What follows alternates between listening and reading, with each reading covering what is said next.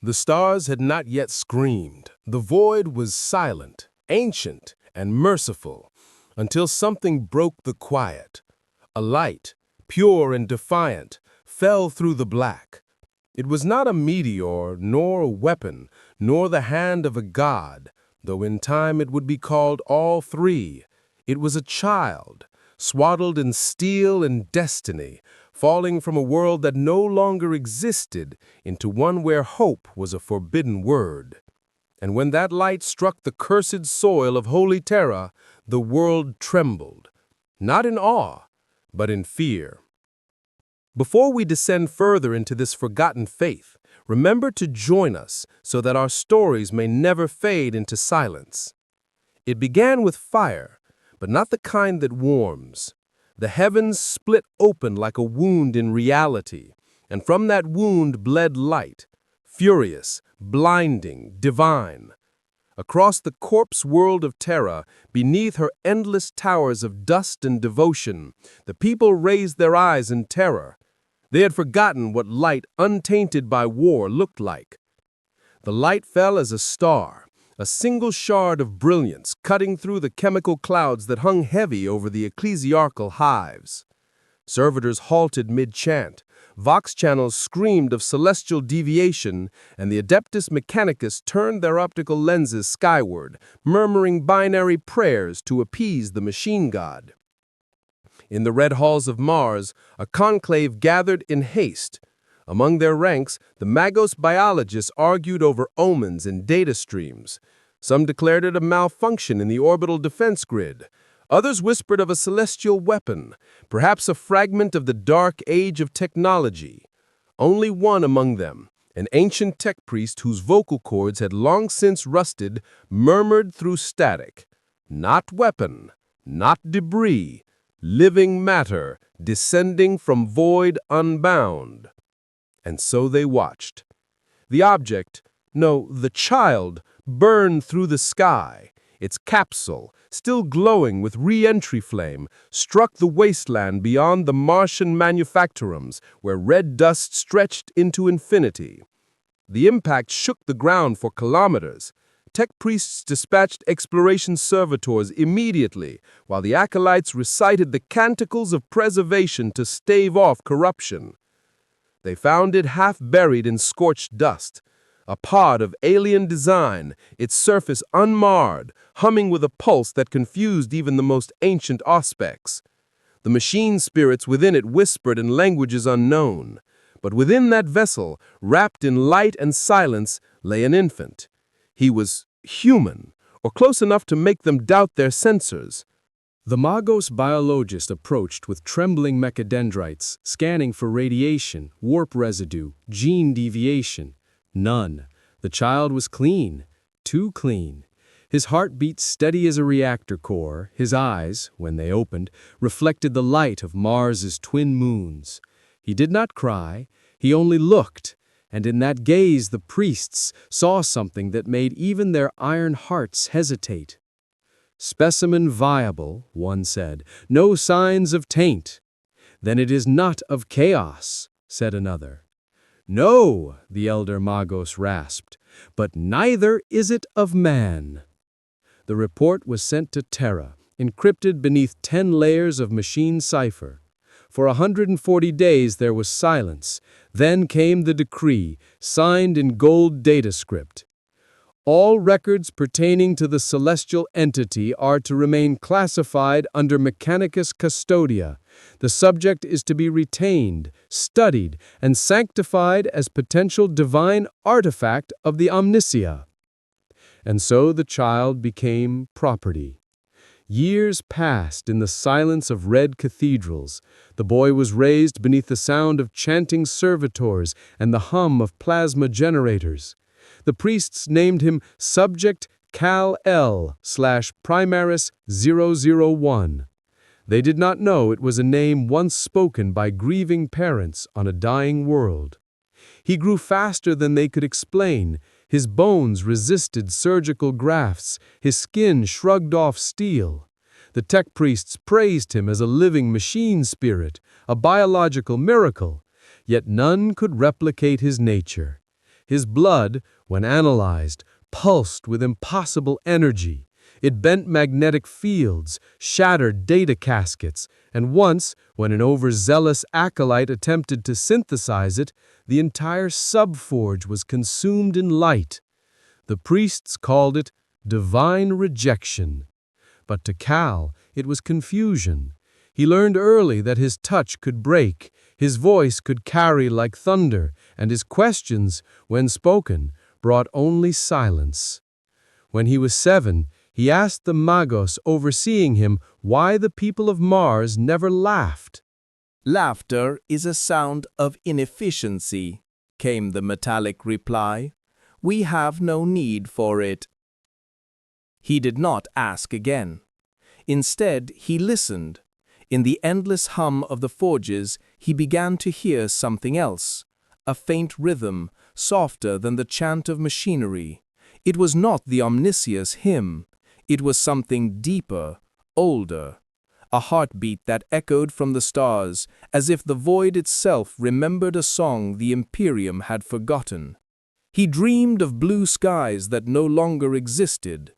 When Cal was 10, he was taken to the sanctum of the sacred steel, where the young acolytes were tested for communion with the machine spirit.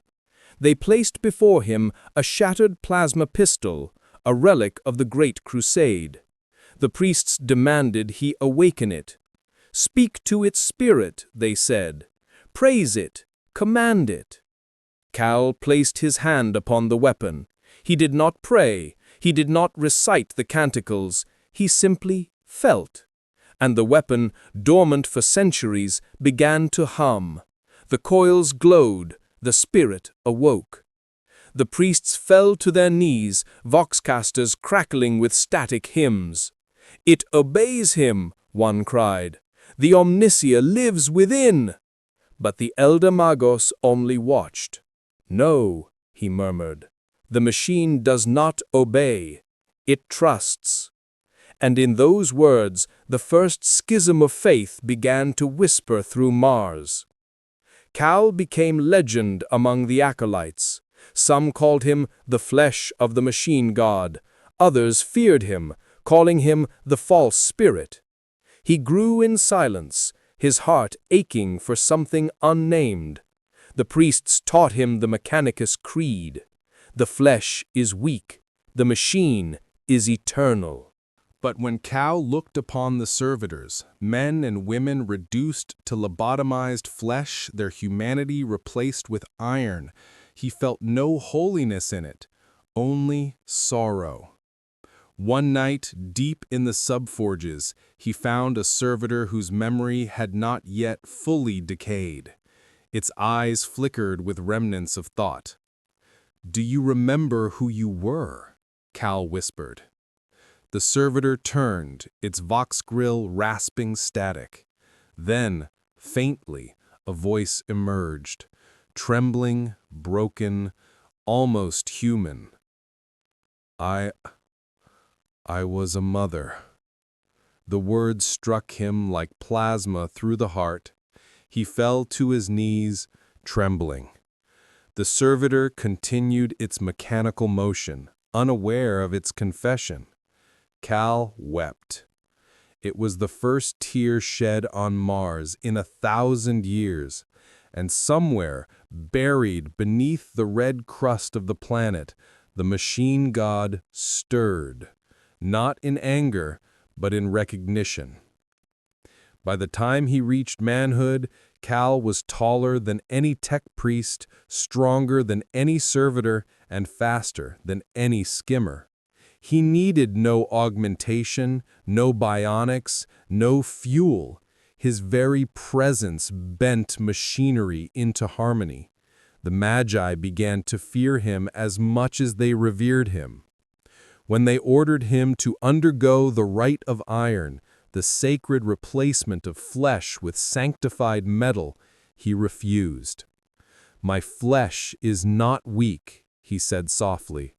"It was given to me to protect, not to discard." The silence that followed was heavier than the Martian air. The Archmagos Prime rose from his throne of cables, his voice amplified through 1,000 vox filters. "Then you are no son of the machine," he thundered. "You are blasphemy made flesh." Cal did not argue. He simply bowed his head. "Perhaps," he said. "Or perhaps the machine was never meant to forget the soul that made it." For those words alone he was cast out, banished from the forges, exiled to the wastelands beyond the manufactorums, where the sands hissed with radiation and forgotten engines slept beneath centuries of dust. But he did not despair. For the first time, he was free to look up at the sky. It was red and cold and infinite. And in that moment, as the Martian winds howled around him, he whispered to the void, "If there is a God here, show me what it means to be human." The wind carried no answer. But deep in the forge world below, the plasma reactors flared, a pulse, like a heartbeat. He smiled. He wandered the Martian wastes for days without food, water, or destination. The sky above was a vast wound, a burning horizon that bled crimson light over the dunes. The air was toxic, laced with iron dust and promethium fumes, yet his lungs did not falter. He felt no hunger, no exhaustion, only the ache of thought. The silence of exile was not empty, it was filled with whispers. The old world spoke through the wind, echoes of prayers long dead, transmissions from forgotten machines buried beneath the dust. Each gust carried fragments of ancient binary psalms, their words half erased by time. O Omnisia, perfect in function, merciful in algorithm. But between the static, Cal heard something else. A human voice, faint and trembling. It was a plea, a call for help. Across dunes of rust and wreckage, he came upon a collapsed dome, a derelict habitat buried under centuries of dust. The servitors had long since corroded, their metal husks entombed in silence. But beneath the debris, he found movement. A child, no older than 8, coughing weakly, eyes dim with radiation burns. Without hesitation, Cal lifted the fallen girders as if they were paper. The child's breathing was shallow. He pressed his hand against the boy's chest, and warmth flooded through him, unbidden, uncontrollable. The burns faded. The coughing ceased. Life returned. The child opened his eyes, staring in disbelief. You're not a servitor." Cal shook his head. "No." "Then you'll die here. There's nothing left." Cal looked toward the horizon. There is always something left. He carried the boy back toward the distant glow of the manufactorums. It was a 2-day walk through acid storms and lightning, yet no blade of sand cut his flesh, no radiation scarred his skin. When they reached the gates, the priests recoiled at the sight. An exile returned, carrying a living child in his arms. The Magus Prime descended in fury. "You defy edict and trespass upon sanctified ground. Explain yourself." Cal set the child gently upon the ground. He was dying. And now, he lives. The Magus examined the boy, scanning his vitals. No mutation, no infection, purged of decay. He turned his gaze to Cal. "By what mechanism?" "I don't know. I only wanted him to live." "Then you are more dangerous than I feared." The decree came that night. Cal was to be sent to Terra, not as a prisoner, nor a savior, but a subject. The Mechanicus had exhausted their faith and their science alike. The High Lords of Terra would decide the fate of the anomaly. They brought him to the Void Port, a cathedral of iron and smoke. Great ships loomed like gods at anchor, their hulls carved with scripture. Cal had never seen the stars this close, endless, cold, and pure. As he was led aboard the transport vessel's Sanctus Vox, the tech priests recited the rite of departure.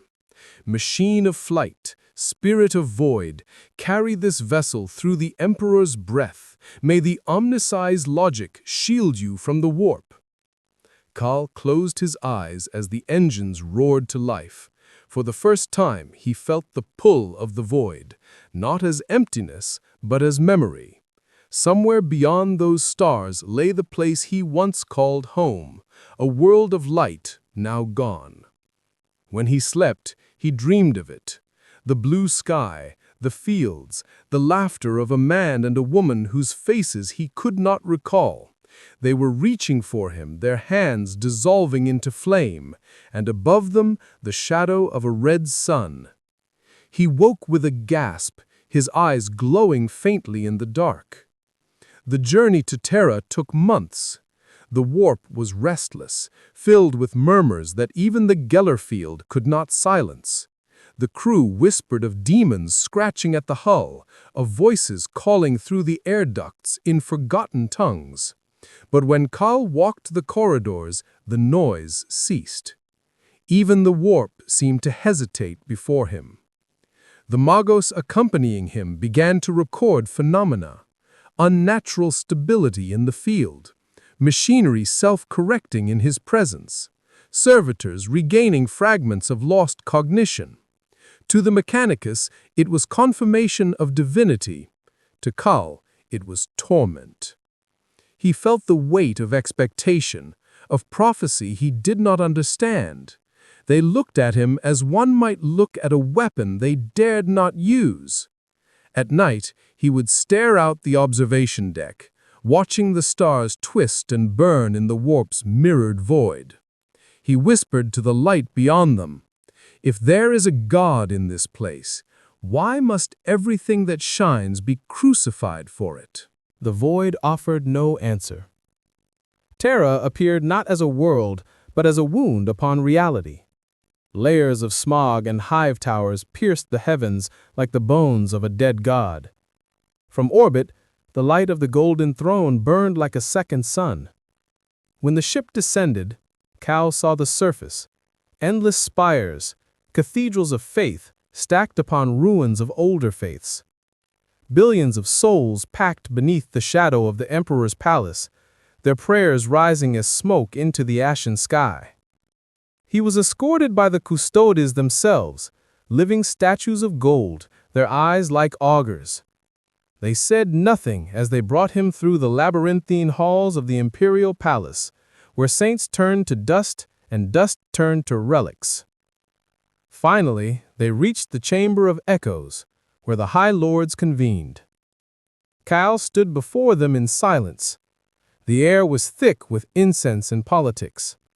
One among them, the Grand Ecclesiarch, rose and spoke. "You stand accused of blasphemy against the omniscia and unsanctioned use of divine energy. Tell us, stranger, what are you?" Kal's voice was quiet, but it carried through the vast chamber like thunder.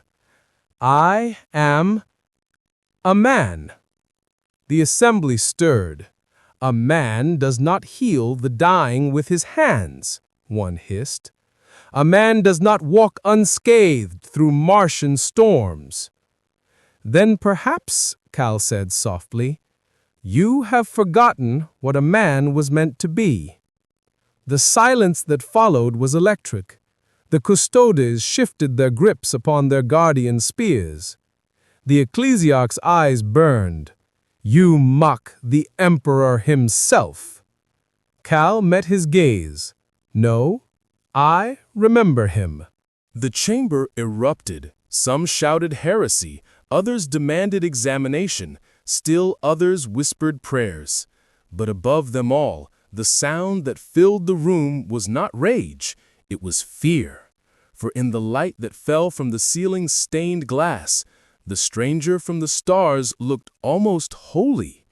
They confined him within a sanctified cell, a vault of null fields and sacred sigils meant to contain psychers and traitors. But Kal was neither. He sat in silence, listening to the hum of ancient machinery. He could feel it, the planet's pulse. Terra was alive, groaning beneath the weight of its faith. Somewhere, deep within the palace, beyond walls of adamantium and prayer, he could feel him, the Emperor. A presence vast and terrible, flickering like a dying sun. It was not voice, nor thought, but something else, a silence that devoured silence. Cal knelt and bowed his head. "I don't know why I was sent here, but if there is still light within you, show me how to serve it." For the first time since the fall of mankind, the Astronomican's light brightened, a flare across the void that made navigators weep in their dreams. The priests called it a miracle. The Inquisition called it a threat. Cal simply closed his eyes. For 40 days he remained within the sanctum's lightless confines. Each hour passed in silence, measured only by the low hum of machines that sustained the ancient edifice. The cell itself was a paradox, a chamber of suppression designed to extinguish power, yet the very air around Cal pulsed softly, as though refusing to obey. The guards watched through glass. The custodes said nothing. But sometimes, late in the watch, one would glimpse him kneeling in prayer, not to the Emperor, not to the machine god, but to something beyond both. His lips moved without sound, and the faintest shimmer of light would dance upon his skin. On the 40th day, a visitor came. The door parted with hydraulic reverence, and through the fog of incense stepped an old man wrapped in gold and crimson vestments, Lord Inquisitor Seraphel, bearer of the seal of Terra. His face was half augmetic, his voice filtered through layers of vox and age. "You are the anomaly from Mars," he said, "the heretic who heals by touch, who defies the machine and its god alike." Cal did not look up. "I am what remains of mercy." The Inquisitor's mechanical fingers clicked. "Mercy is a luxury the Imperium cannot afford. We are besieged by gods and monsters, and you would give them hope." He said the word hope as if it were venom. Cal finally lifted his gaze. His eyes were calm, blue, unwavering. "Is that what you fear? Hope?" Seraphel's augmentic eye whirred. "I fear what hope creates. Rebellion, disobedience, faith in something that is not sanctioned. You are a spark in a world built to worship ash." "Then perhaps it was never meant to be ash," Cal murmured. The Inquisitor stared at him for a long while. Then he said, almost gently, "You cannot exist. The Emperor's will cannot permit it. You must understand." Cal smiled, not in defiance, but in sorrow. "I understand all too well." When Seraphel left the chamber, he carried no report, only silence. The following dawn, the chamber's null fields failed. The sigils flickered, the air grew heavy, and alarms began to sing through the palace corridors. Custodes rushed to arms, psi shields rose, and prayers flooded the vox channels. But Cal did not move. The failure was not his doing. Something else had awoken, something buried deep beneath the throne. The warp quivered, and for a heartbeat, the veil between faith and reality grew thin. He saw it, not with eyes, but with the soul. The golden throne, vast and terrible, its cables sinking into the corpse of a god. The Emperor's form, suspended in death and unending life. His presence was a storm, his mind a sun that burned thought itself. Cal approached in the vision, barefoot upon a bridge of light that trembled beneath the weight of eternity. The throne loomed before him like a mountain of judgment. "Why?" Cal whispered. Why did you let them turn love into fear, faith into obedience? No answer. Only the hum of dying divinity. He stepped closer. You could have saved them. The light around the throne flickered, casting shadows that twisted like wings. For a brief, blinding instant, Kyle saw the Emperor's eyes open, vast, golden, and filled with infinite sorrow. And in that silence, a thought passed between them, wordless, heavy, and final. I did. The vision shattered. Kyle awoke upon the floor of his chamber, gasping, tears burning down his cheeks. He felt something vast retreat, not gone, but waiting. The Astronomicon's light dimmed once more, and the world resumed its prayer of silence. The Inquisition moved swiftly. The High Lords convened in secret, arguing scripture and sanction. Some demanded execution. Others, wary of what they could not understand, argued containment. In the end, compromise was chosen. Exile once more, not to Mars, but to the front lines, where no one would survive long enough to remember him. Kyle was placed aboard a military transport bound for Cadia Secundus, a war zone already swallowed by chaos storms. The ship's commander, an aging general of the Astra Militarum, received the order with a grim nod. "Is he weapon or liability?" he asked. Neither the priests nor the inquisitors could answer. The journey was long, the void restless. Cal stood upon the viewing deck as the stars passed in cold procession. The soldiers whispered rumors that he was an angel, that he was cursed, or that he was the Emperor's judgment made flesh. He did not speak to them, but he prayed for them. On the 12th night, as the ship neared the storm front, the warp screamed. The Geller field faltered. Reality convulsed. Demonic shapes clawed at the edges of the void, their laughter bleeding through steel and sanctity alike. The crew panicked. Voxes crackled with last rites, and the engines began to die. Cal walked to the core chamber. Without word or order, he placed his hand upon the failing generator. The metal burned beneath his touch, not from heat, but from light. The reactor's hum steadied. The warp's howling receded. When he opened his eyes, the stars had returned. The general fell to his knees. "What are you?" he breathed. Cal looked out into the void, where the storm had been, and whispered, "A reminder." When the ship finally reached Cadia Secundus, it descended into a hell of fire and ruin. The landscape was unrecognizable, a field of ash and broken saints. The Imperium had already lost, but refused to admit it. Cal stepped onto the battlefield in silence, the red sun rising behind him. Soldiers watched as he walked across no man's land, his cape, little more than a torn Mechanicus shroud, dragging through the mud. Bolter fire rained from the heavens.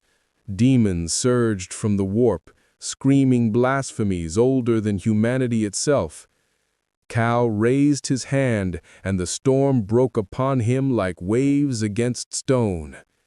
The light that erupted was not holy nor heretical, but pure. He did not shout, did not command. He simply stood, and the enemy faltered. For a moment, the world remembered what it meant to believe. That night, as the fires died and the wounded slept, Cal sat among them, silent, unarmored, a stranger among the broken. He tended to wounds with his hands, murmuring words no one understood. A young guardsman, his face pale with disbelief, asked him, "Are you one of the Emperor's angels?" Cal smiled faintly. "No," he said, I am one of yours. The soldier frowned. Ours. The sons of man, Cal said softly. The ones who still dream when gods have forgotten how. He looked up at the stars, cold, distant, and cruel, and for the first time he did not feel alone. Above, the astronomicon flickered once more. The emperor's light dimmed, then steadied, as though something vast and weary had remembered what it was to hope. And far below, on the edge of a ruined world, the child who fell from heaven closed his eyes, listening to the heartbeat of mankind, fragile, faint, but still alive. The light faded, but the prayer continued.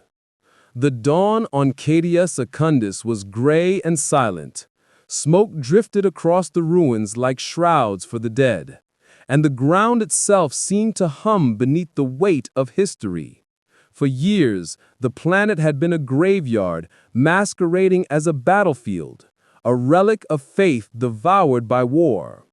Yet in that ashen silence, a single figure moved through the broken spires and the scorched prayer fields.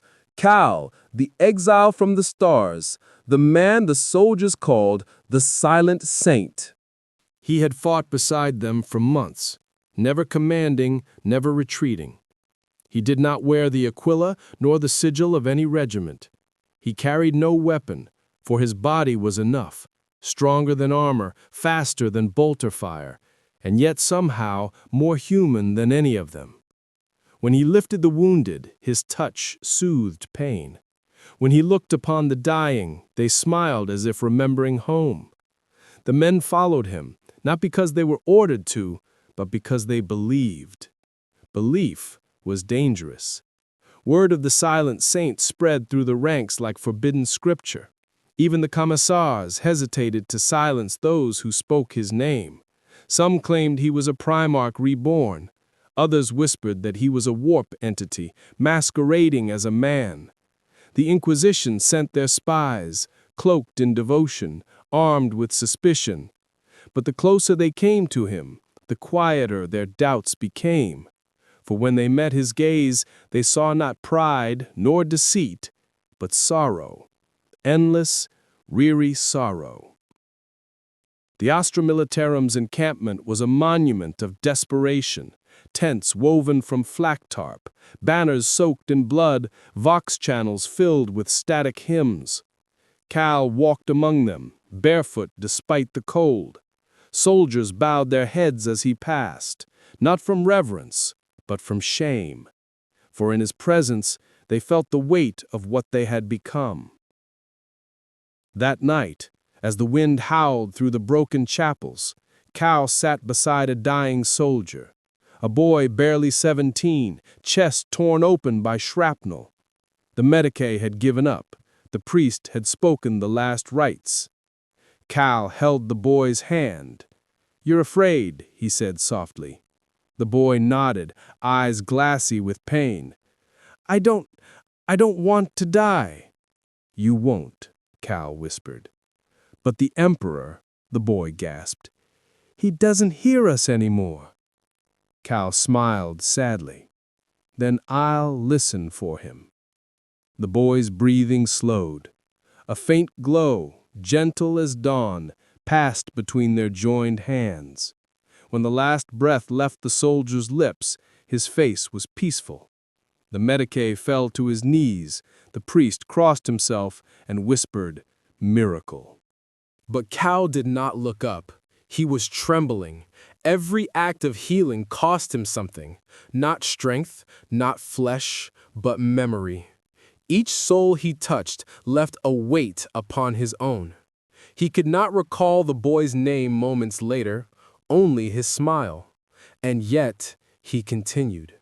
For in the sea of endless war, kindness was the only rebellion left. One evening, a detachment of Sisters of Battle arrived from orbit. Their armor was scorched, their hymns grim, their faces veiled in resolve. At their head rode Canoness Verity, a woman whose faith was carved from fire and loss. She had heard of the silent saint and came not in awe, but in judgment. She found him among the soldiers, mending torn uniforms with his bare hands. "You do not kneel when I approach," she said. He looked up. "Should I?" "You stand before a servant of the emperor." "And I stand before a child of him," Cal said gently. "We are not so different." Her eyes hardened. "You speak as if you know his will." "I do not," Cal replied. "Only his silence." Verity studied him. "You heal with no sanction. You speak of mercy where punishment is doctrine. If you are what they say, you are heresy given flesh." Cal nodded. "Then burn me, Canoness." She hesitated. "You would accept death so easily?" "Not easily, but without hatred." The Canoness lowered her weapon. "You are either divine or damned." Cal smiled faintly. Perhaps both. From that night, she did not leave. Days turned to weeks. Together they led the remnants of the 12th Cadian through fields of ruin, reclaiming outposts thought lost to chaos. The soldiers fought harder under Cal's gaze, not for glory or decree, but for each other. They began to sing again, not the sanctioned hymns of the ecclesiarchy, but songs of earth, of home, of memory. It was Verity who noticed it first. The way the warp storms around the planet began to thin. The way the shadows that whispered blasphemies now fell silent when Cal approached. She saw daemons recoil before him, not as if he were a weapon, but as if he reminded them of something they had forgotten, a warmth they had long cursed. But faith breeds fear, and fear demands control. The Inquisition returned. A black ship descended through the storm, its hull marked with the sigil of the Ordo Hereticus. From its belly emerged Inquisitor Seraphil once more, his body further bound in metal, his soul dimmer yet. He came not to study, but to end. Cal greeted him with quiet acceptance. "You've come to kill me." Seraphil's vox rasped. "You have become an infection. You make men believe in something other than obedience. You unmake fear. That cannot be permitted." Cal stood unarmed. "Then do it. But know this, if I am your heresy, it is because your faith forgot mercy." Seraphil's mechanical eyes flared. "You speak as though you pity us." "I do." For a long moment, the only sound was the wind moaning through the ruins. Then, with a voice that trembled between rage and sorrow, the Inquisitor whispered, "I once prayed like you." That night, as the black ship departed, the soldiers watched its engines vanish into the storm. None spoke, none dared ask if the Inquisitor would return with fire. Cal looked toward the stars. He could feel it, the attention of something vast. The warp stirred. The Emperor's silence deepened. Canoness Verity approached, her armor glinting in the dim light. "They will not stop," she said. "I know." "Then run." "I cannot," Cal answered. "If I leave, they will lose what little hope remains." She sighed. "You will die for them." He looked at her, and for a heartbeat, the world seemed to hold its breath. "Then let my death be something they can remember as kindness." She turned away, unable to bear the gentleness in his voice. In the distance, thunder rolled. It sounded like the beating of a heart. That night, Cal walked alone to the edge of the wasteland. The wind was cold, the sky red with fire from the distant war. He looked up, past the clouds, past the stars, and whispered to the void, "Father, Mother, if you can still hear me, tell me what I was meant to be." The wind replied in silence. He closed his eyes, and for an instant, the noise of the galaxy faded. He saw Earth, green, alive, impossibly distant. Then, just as quickly, it was gone. When he opened his eyes, dawn had returned. Another day, another battle, another chance to remind the dying that light could still be kind. And somewhere beyond the veil of reality, deep within the warp's endless sea, a golden figure stirred upon its throne. The Astronomicon flared, dimmed, then flared again, uncertain, almost as though something within it hesitated to choose between wrath and wonder. The Emperor did not speak, but the galaxy began to whisper his name differently. Not as a god, but as a man. It was a winter of ash. The storms came colder, and the dead refused to freeze. In the ruins of the Basilica of Broken Wings, Cal and the remnants of the regiment dug in while the sky burned with sigils that were not stars. The enemy did not march, it slithered, it preached, it promised. They came as a congregation of knives, a chaos warband stitched from apostate priests, traitor gunners, and hulking Baroque giants in armor that remembered better oaths. Their banners were skins. Their prayers were screams. The first shells fell at dawn, tearing open the basilica's nave and filling the air with powdered saints.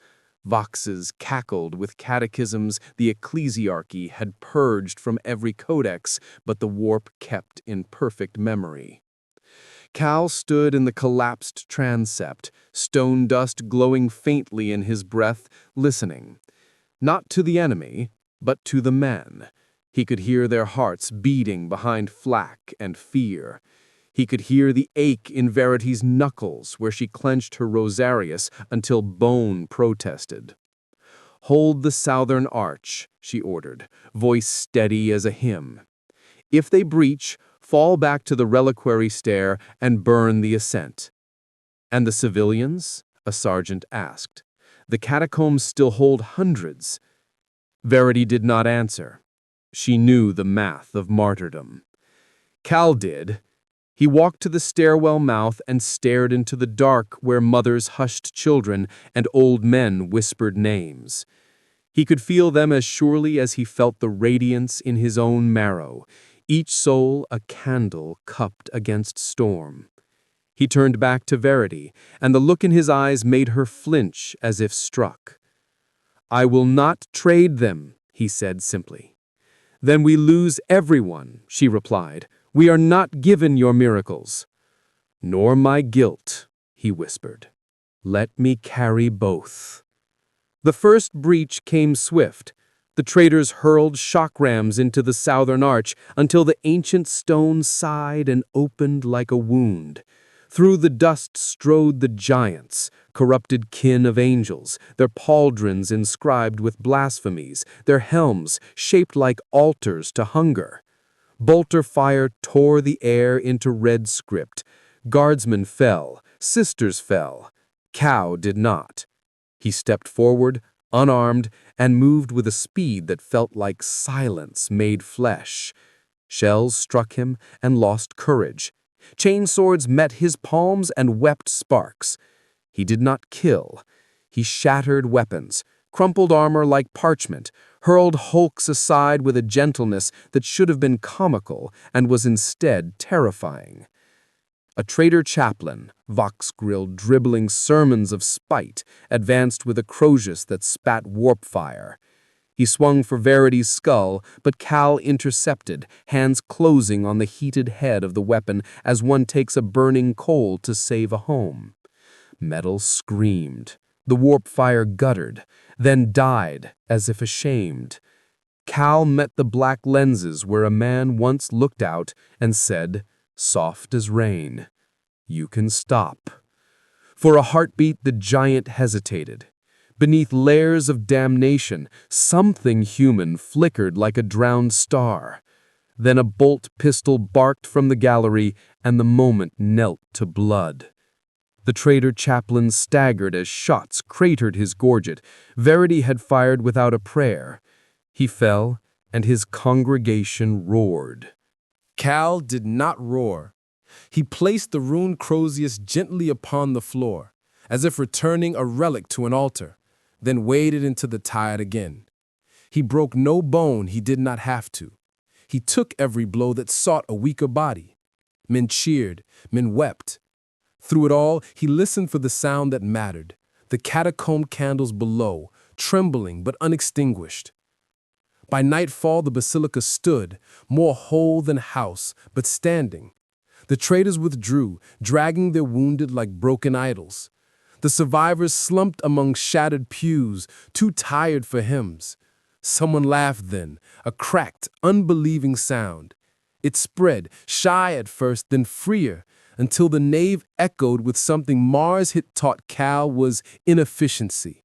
He sat amid it like a man hearing rain after a drought. Later, in a chamber that had once held reliquaries and now held bandages and prayers, Verity sought him. She removed her helm. Beneath the soot and blood, her face was both young and ancient, as all faithful faces are. "You do not strike to kill. You cannot hold forever with mercy," she said.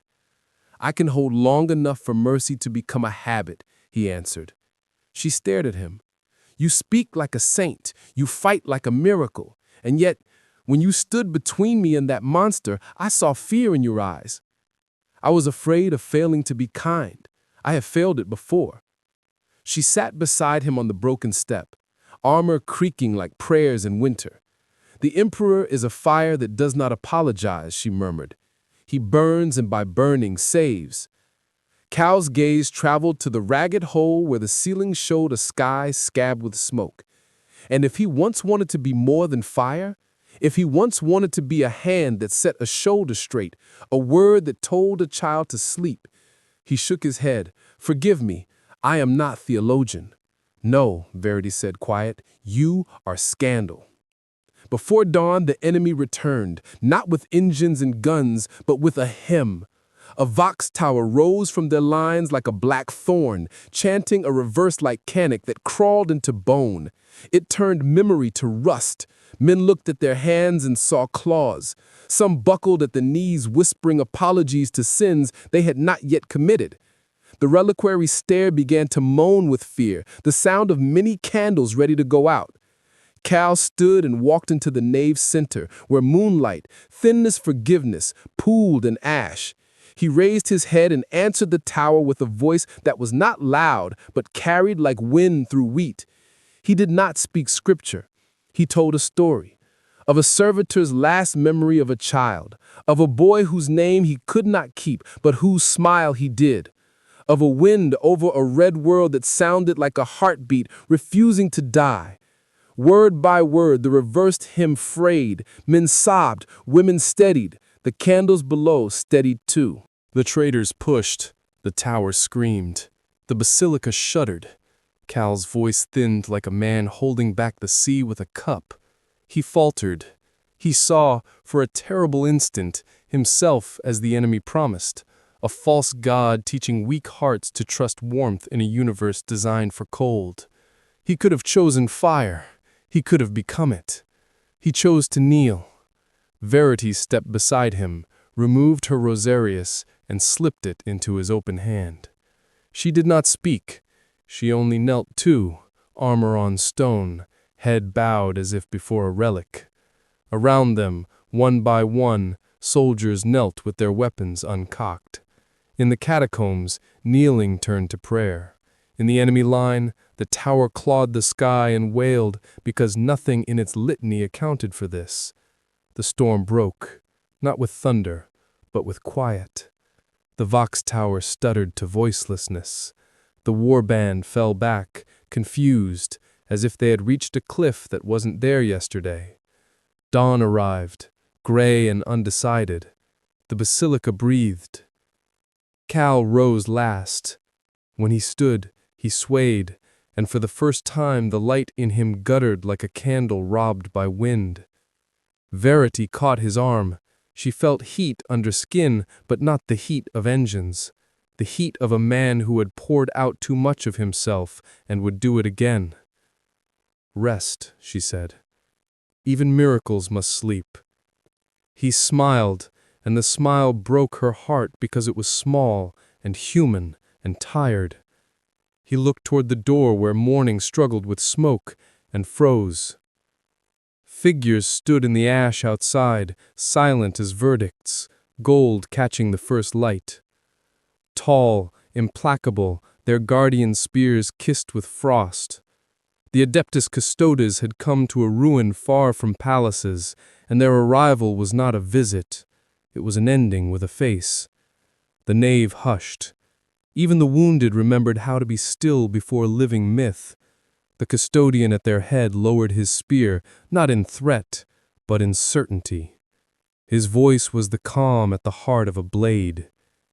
Kal-El, he said, using the name the Mechanicus had almost forgotten to whisper. By decree of the Senatorum Imperialis, you will come to Terra. Now. The candles below stirred like a frightened flock. Verity's hand tightened on her bolt pistol, then on air, then on prayer. Cal exhaled, and the breath sounded like farewell asked to be kind. He took one step forward, then another, until he stood where the basilica met the day. Will you go? Verity asked, so softly it could have been the wind. He did not look back. He said, if they still remember how to listen, then yes. The custodian turned. The gold procession moved like a sentence toward the horizon. Cal followed, a man-shaped question carrying a rosarius that did not belong to him. The soldiers watched until the figures grew small, until they became the idea of obedience, walking away with the last light.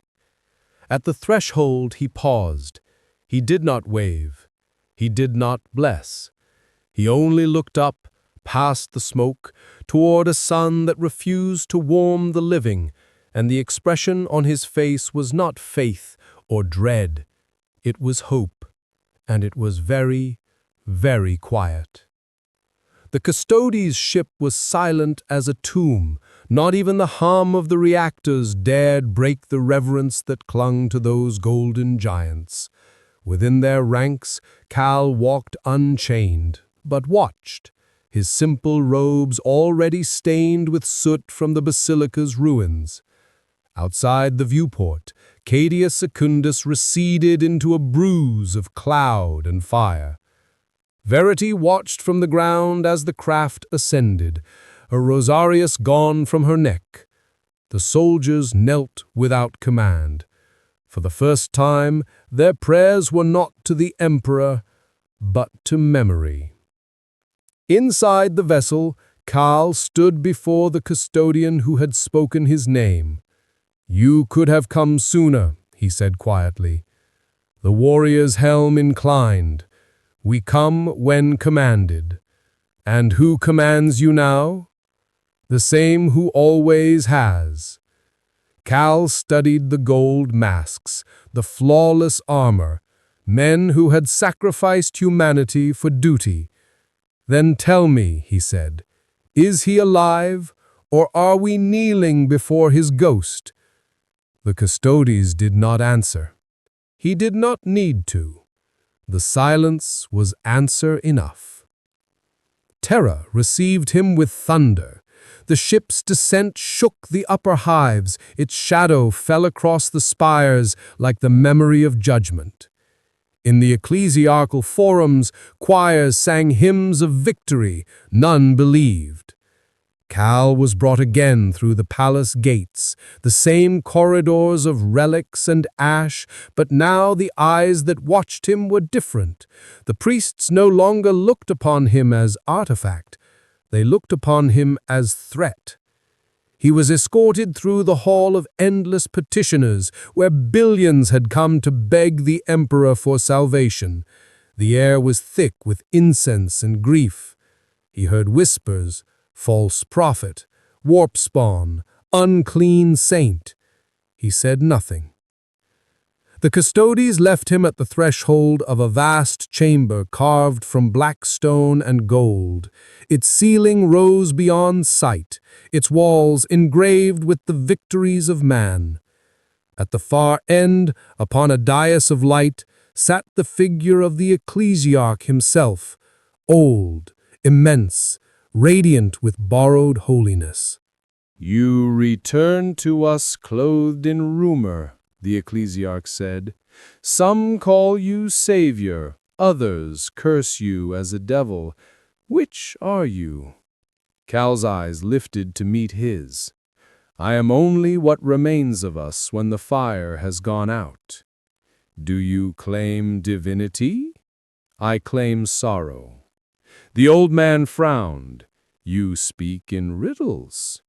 "Only because truth has become heresy," Cal replied. A murmur passed through the gathered priests. The ecclesiarch leaned forward. "You healed the dying. You stood against the warp. You quieted demons with words. Such things are not for mortals."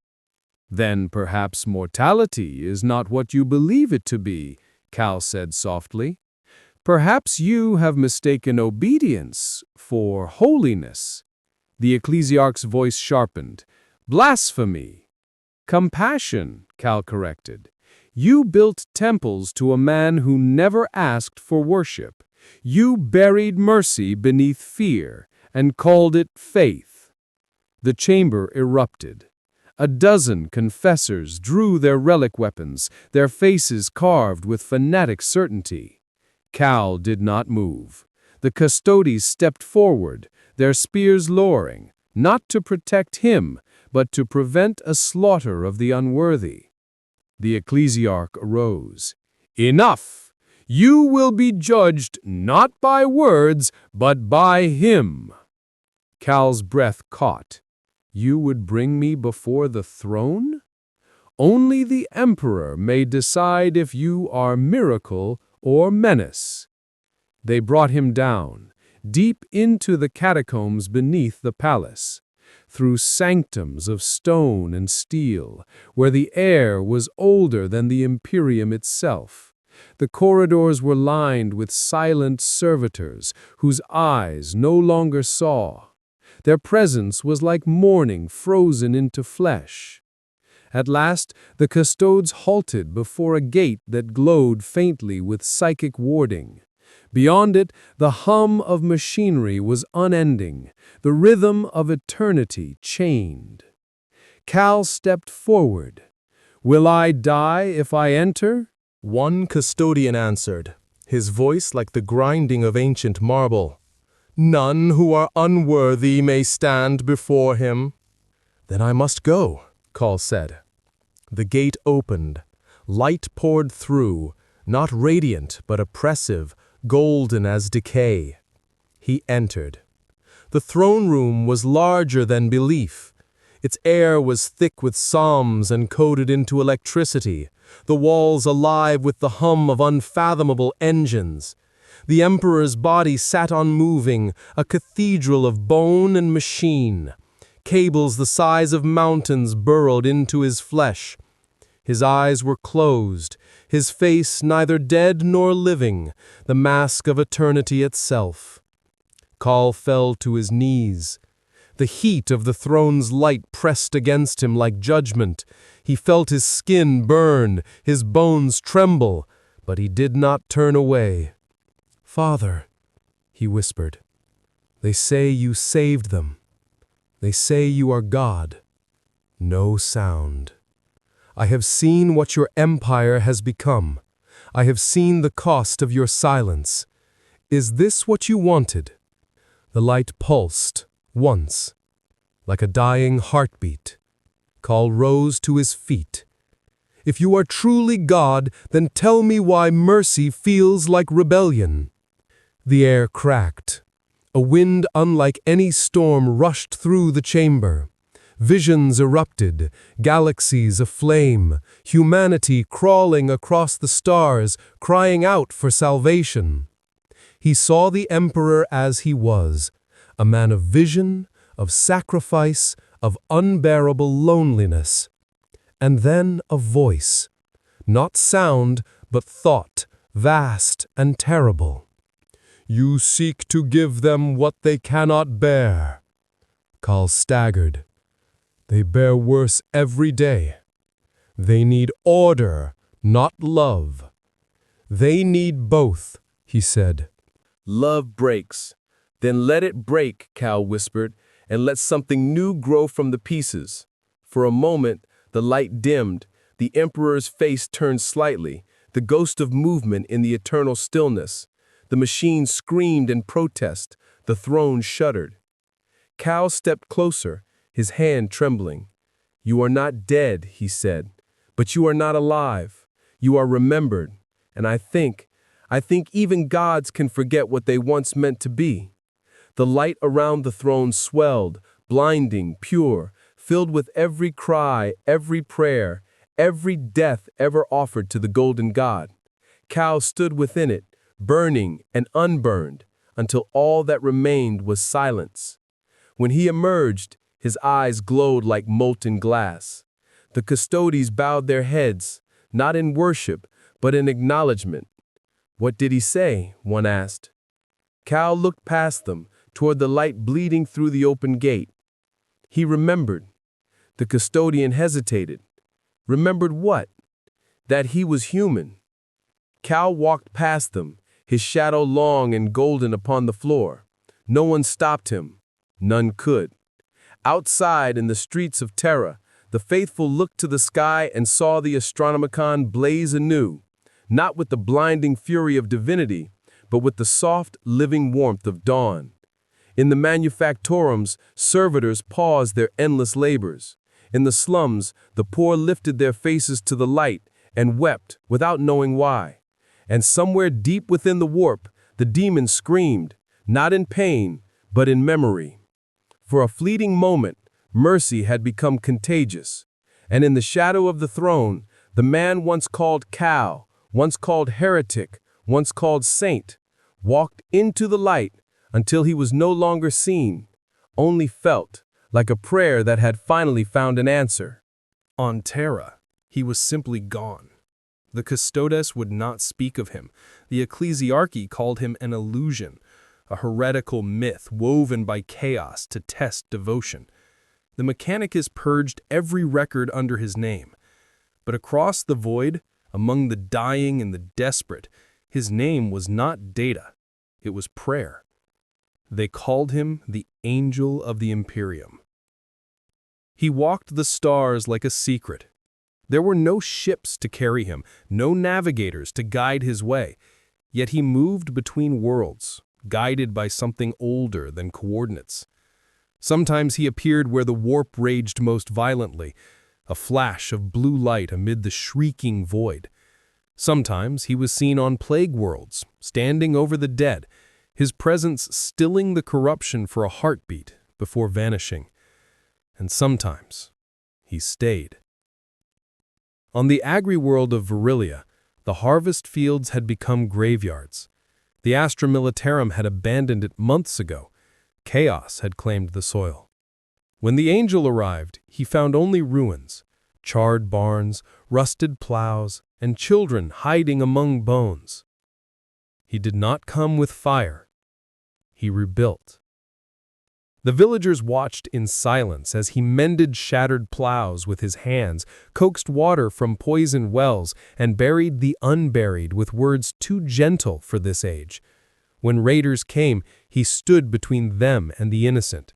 He did not kill. He simply was, and the raiders fled as if the light itself had become solid. Rumors grew wilder. They said he could speak to the machine spirits without code, that servitors remembered their names in his presence, that demons wept when they saw his eyes.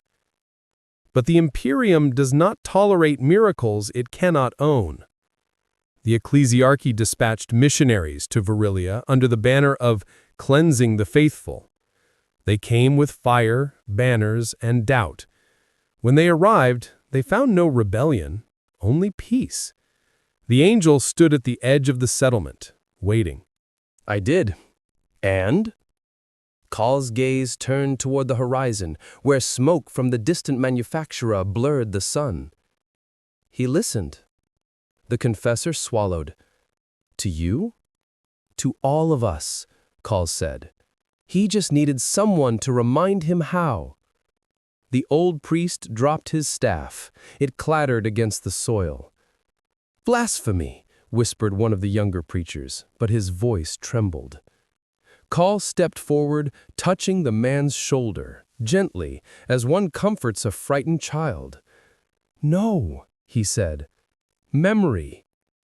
When the missionaries departed, they left behind their relics, their gold, their fire. What they carried home was silence. Weeks later, Virelia's Vox relays went dark. The last message broadcast from the planet was a single line, spoken in a calm, human voice. He is not gone. He is everywhere you have forgotten to look. The Inquisition erased it from record, but memory is not so easily purged.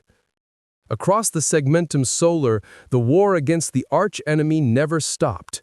The Imperium consumed its own to feed the endless front.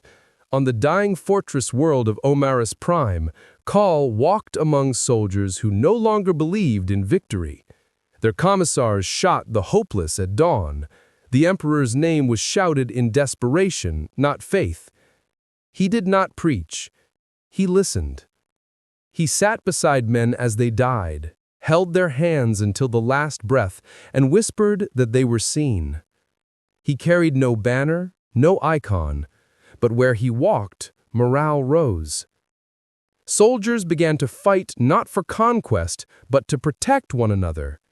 They painted his sigil, a simple circle of light, on their armor. And when the daemons came, the circle shone. The warp tore through the sky, spilling horrors that defied language. Yet amid that chaos, Call stood, unarmed, unarmored, and unafraid. His presence distorted reality, not by power, but by memory. The daemons faltered, their forms unraveling in the face of something they did not understand. Hope without fear. When the battle ended, the fields were silent. The survivors gathered around him. One soldier, bloodied and shaking, fell to his knees. "You are the Emperor's son," he said. Cal shook his head. "No, I am his reminder." Another soldier, weeping, whispered, "Then what are we?" He looked at them, at their broken armor, their trembling hands, their fragile humanity, and said, "You are what he dreamed of saving." The Vox recordings of that day were classified within hours. Every survivor was reassigned, their memories scrubbed by the Ordo Malleus. But not all minds forget cleanly. Whispers returned to Terra. The ecclesiarch grew uneasy. "He does not die," they said. "He does not kneel. He heals the broken without confession." In the dark halls of the Inquisition, Seraphael listened to these reports. His body was almost entirely machine now, his humanity buried beneath cables and liturgy. Yet something in him, the faintest flicker of the man he once was, remembered the exile who had looked upon him without hate. "He is becoming more than man," said one interrogator. "He undermines the throne itself." Seraphael stared into the hololithic image of Cal, standing in the ruins, light spilling from his silhouette. "No," he said quietly, "he is becoming what we should have been." The High Lords could not abide him. Heresy is patient, but faith's fear is quicker. They issued a final decree. The angel of the Imperium was to be eradicated, his name purged from every record, his image erased from every shrine. They called it the cleansing of false light. Across the stars, squads of assassins, inquisitors, and sororitas were dispatched to worlds where his influence lingered. Cities burned in the name of purity. Priests hung their own icons to prove loyalty. But the whisper did not die. because it was not bound to walls or words. It lived in the smallest gestures. A soldier sharing rations with a starving child, a servitor hesitating before an execution order, a sister lowering her weapon because mercy felt heavier than steel. It lived in the quiet, unspoken truth that somewhere out there, a man still believed mankind could be forgiven. And though they called him heretic, though they called him angel, he walked the void as neither. He was human. And that, more than any miracle, was the most dangerous thing in the galaxy. They hunted him across pilgrim routes and void lanes, where incense trails braided with exhaust and prayer met rust. On the shrine moon of Seraphal, where a ring of cathedra circled the Dead Sea like rosary beads, the Officio Assassinorum set its table of inevitabilities. A Vindicare nested in a bell tower, whose bell had not rung since the heresy. A Calidus moved among the faithful as a veiled penitent whose tears were distilled toxins. An Eversor slept in a coffin of chemicals beneath the crypt, dreaming of red corridors.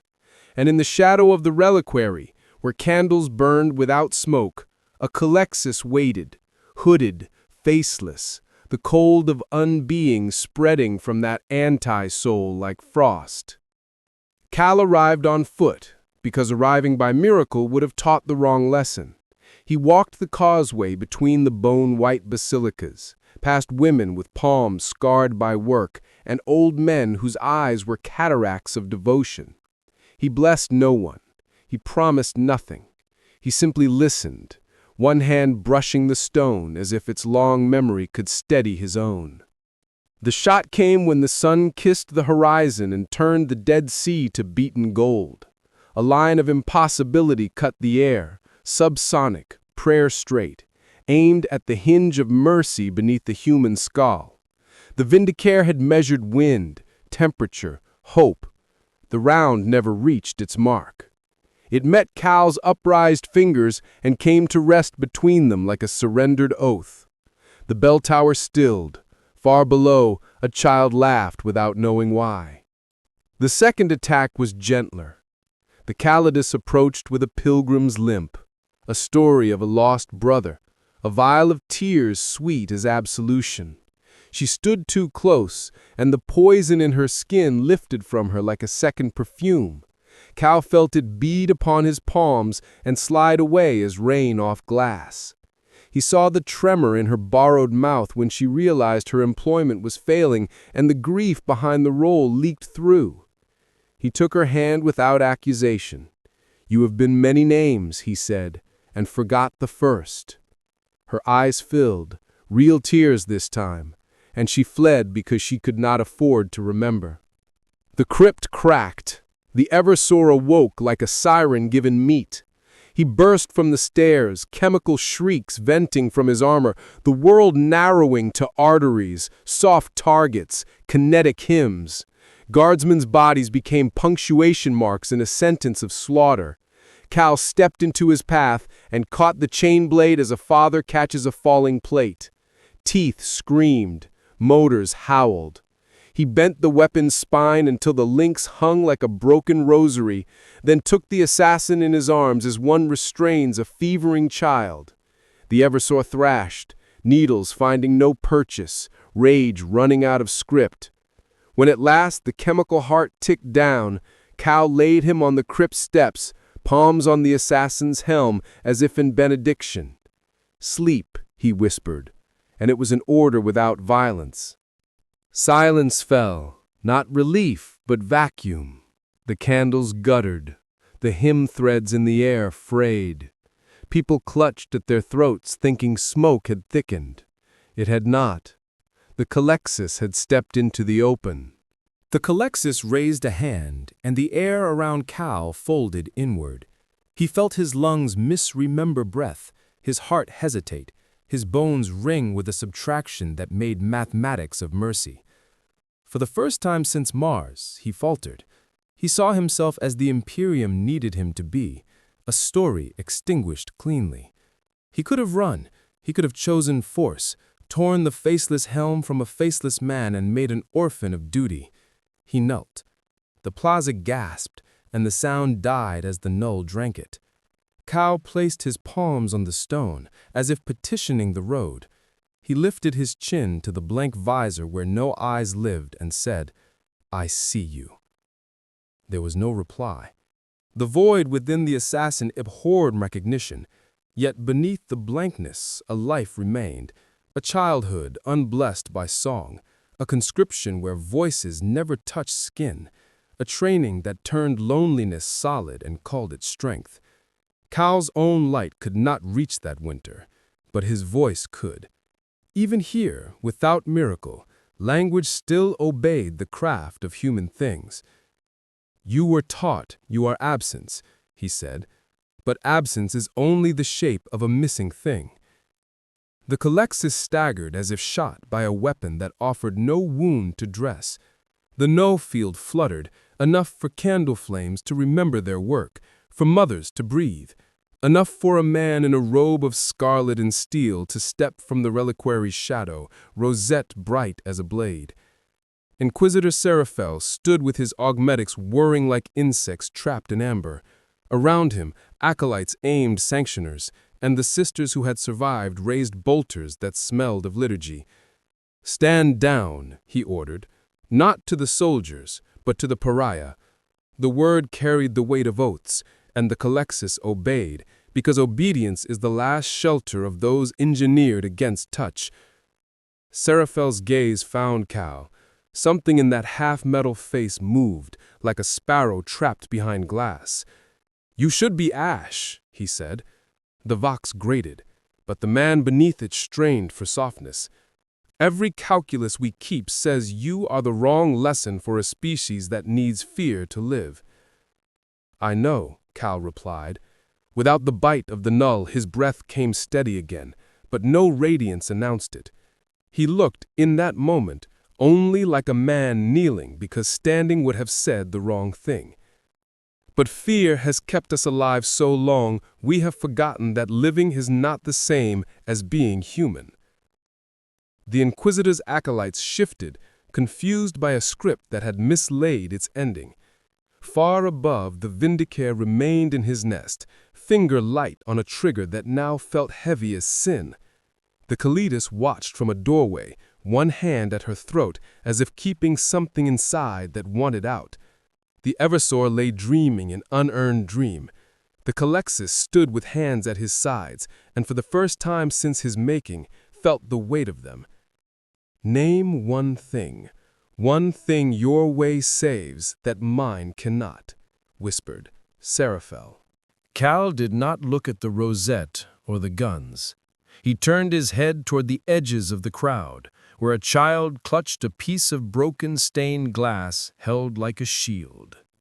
The boy's mother reached to take it, then stopped, seeing the gentleness with which small fingers cradled a shard that had once been a saint's face.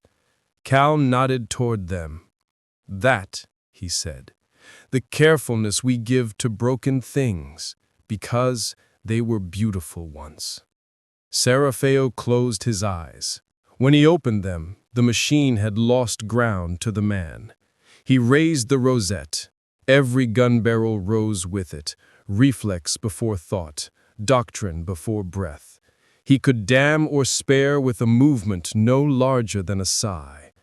The Astronomicon flared, far away, far above, just enough for navigators to startle in their hoods, and for daemons to glance over shoulders they did not possess. On Seraphol, the Dead Sea took the last light and kept it. The candle steadied, the null did not deepen. It waited, like a question no one had dared ask. Seraphael lowered his hand. "Not today," he said. "Not by mine." In that instant, fate learned a new hesitation. The plaza exhaled the breath it had been hoarding. The pariah's void receded a pace, then another, as if the universe itself admitted a margin of error into its cruel arithmetic. The Inquisitor turned his back on victory and found something heavier in its place. "Run," he murmured, "not as command, not as mercy, but as confession." Cal rose. He did not flee. He walked through the parted crowd, past the Culexis who did not move, past the Kalidos who pressed a shaking hand to her stolen mouth, past the broken chain blade and the sleeping Fury, until he reached the causeway. He paused, as he always did, to touch the stone. Behind him, Seraphael faced his own. Doctrine sharpened around him like a circle of knives. Above, the bell that had forgotten its office shivered once, twice, then fell still. On the horizon, war's weather gathered. Somewhere beyond that bruise of sky, orders were already rewriting what had just happened into what must be believed. Cal stepped into the dusk, and dusk stepped back. He traveled no longer as rumor, but as storm. Across the void, the angel's presence became a paradox, both sought and feared, both condemned and secretly prayed for. The Imperium's faithful whispered his name before sleep, and the Inquisition compiled new lexicons of heresy to erase it. Every time they did, it returned. Not written, not spoken, felt. In the hives of Necromunda, he appeared for 3 nights. Workers awoke to find their dead unrotted, their machines humming in harmony, their gangs laying down arms for reasons none could explain. The enforcers purged the records. The Inquisition called it a psychic anomaly. But the children remembered the tall man with the gentle eyes who told them, "You do not need to be cruel to survive." In time, the Emperor's servants began to turn against one another over how to deal with him. The Ordo Hereticus demanded annihilation. The Ordo Malleus hesitated, whispering that perhaps he was needed. The Adeptus Custodes remained silent, and their silence was louder than any verdict. Cal's trail led eventually to the war-ravaged world of Minore 9. Once a jewel of devotion, it had been consumed by the warp and reclaimed by desperate hands.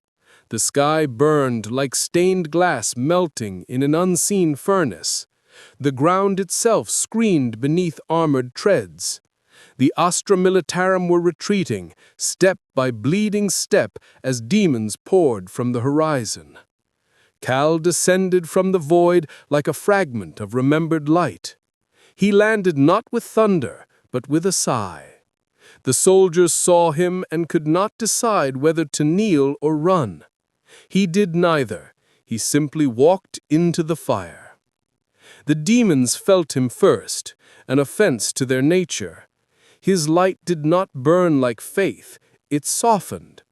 They struck at him with blades made of sins unspoken. Each cut drew no blood, only brilliance.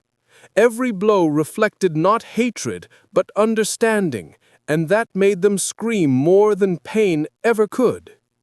He spoke as he fought, words that sounded like prayers, but were not addressed to gods. "To forgive," he said, "is to remember what you were before you began to hate." The field shuddered, the sky dimmed. Some demons dissolved without wounding. Others turned on one another in confusion, unable to bear the reflection of what they had abandoned. When silence came again, the survivors, both human and unhuman, stared at him as one might stare at something too ancient to name. That night, in the wrecked cathedral of Minore 9, he sat alone among broken icons. The stained glass had fallen inward, the faces of saints fragmented across the floor.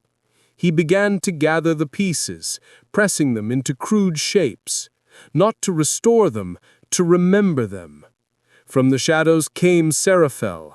His armor was scorched, his augmetics half-ruined, his rosette gone. He had followed the angel through the warp, through mutinies and questions, until duty itself had lost its edges. "They call you Savior," the Inquisitor said, his voice raw metal. "They say you've done what the Emperor himself no longer can." Cal looked up. "Do you believe them?" Seraphel's human eye flickered. "I believe we needed something to believe in, and that makes you dangerous." "I'm no god," Cal said. "I know," Seraphel whispered. "That's the problem." He sat beside him on the cold stone. For a time, neither spoke. Around them the night hummed with wounded worlds. Finally, the Inquisitor asked, "What happens when they turn on you? When the ecclesiarchy burns this place to prove loyalty again?" "Then they will burn," Cal said softly, "and I will mourn them. Will you fight?" He paused. "Only to protect those who cannot." Seraphel nodded. "Then you are already lost. The Imperium cannot survive what you are. You make men question the holiness of obedience." Cal turned a piece of stained glass in his hand until the light passed through it like blood turned into sunrise. "Then let them question," he said. "Obedience without love is just fear wearing armor." The Inquisitor watched him for a long time. Then, with a sound like confession, he removed his power pack, his weapons, his seals, laying them on the altar like sins given up. "Then I will walk with you," he said. And so he did. The two traveled together for a time, the angel and the heretic who had once hunted him. They healed worlds in small, quiet ways. They spoke to miners who had forgotten their own names, to sisters who doubted their saints, to soldiers who had begun to hate their prayers. Cal taught them no new faith.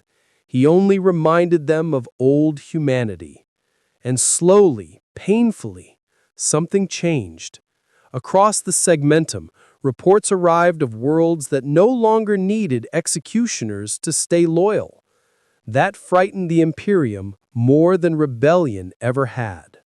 The Inquisition issued its final sanction, Exterminatus.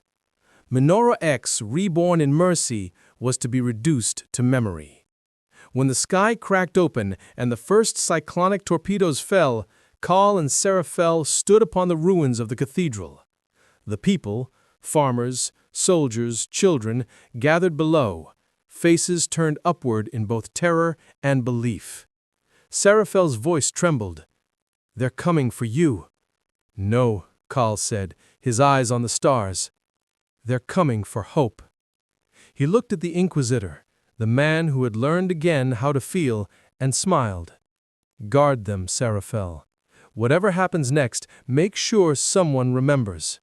"What will you do?" "I will stand." The torpedoes descended like angels of iron. Cal raised his hands, not in defiance, but in welcome.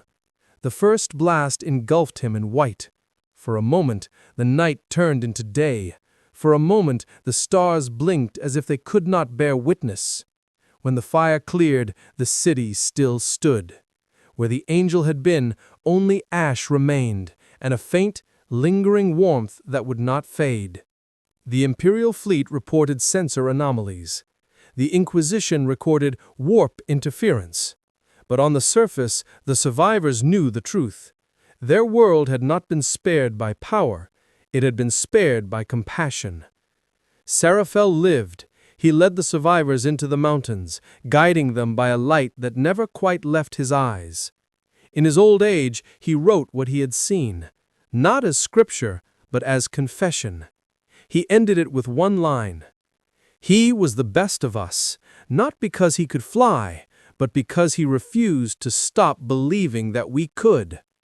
And far across the void, in a place beyond time and faith, a figure drifted within the warp, not consumed, but transfigured. His eyes opened upon a dawn no mortal would ever see. He heard a voice, soft as gravity, vast as sorrow. "You should not have interfered." Cal smiled. "I didn't. You changed them." "No," he said. "They remembered."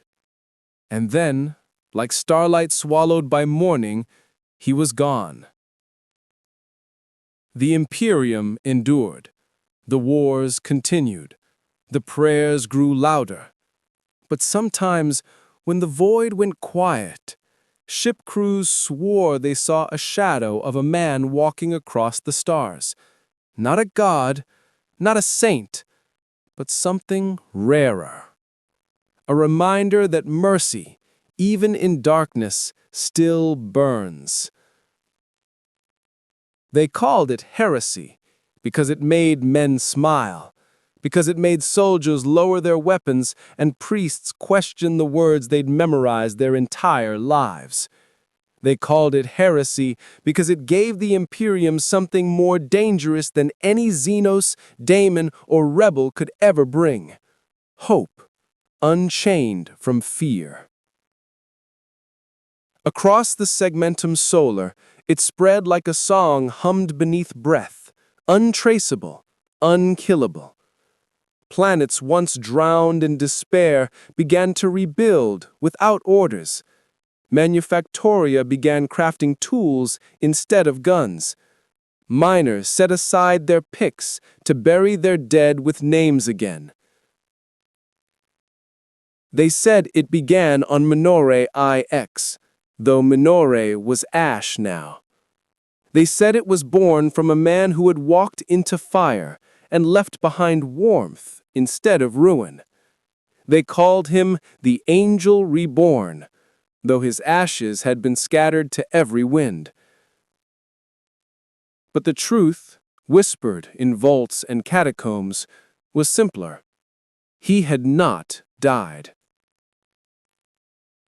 Somewhere deep within the warp, a place where time shivered and space prayed for meaning, something stirred.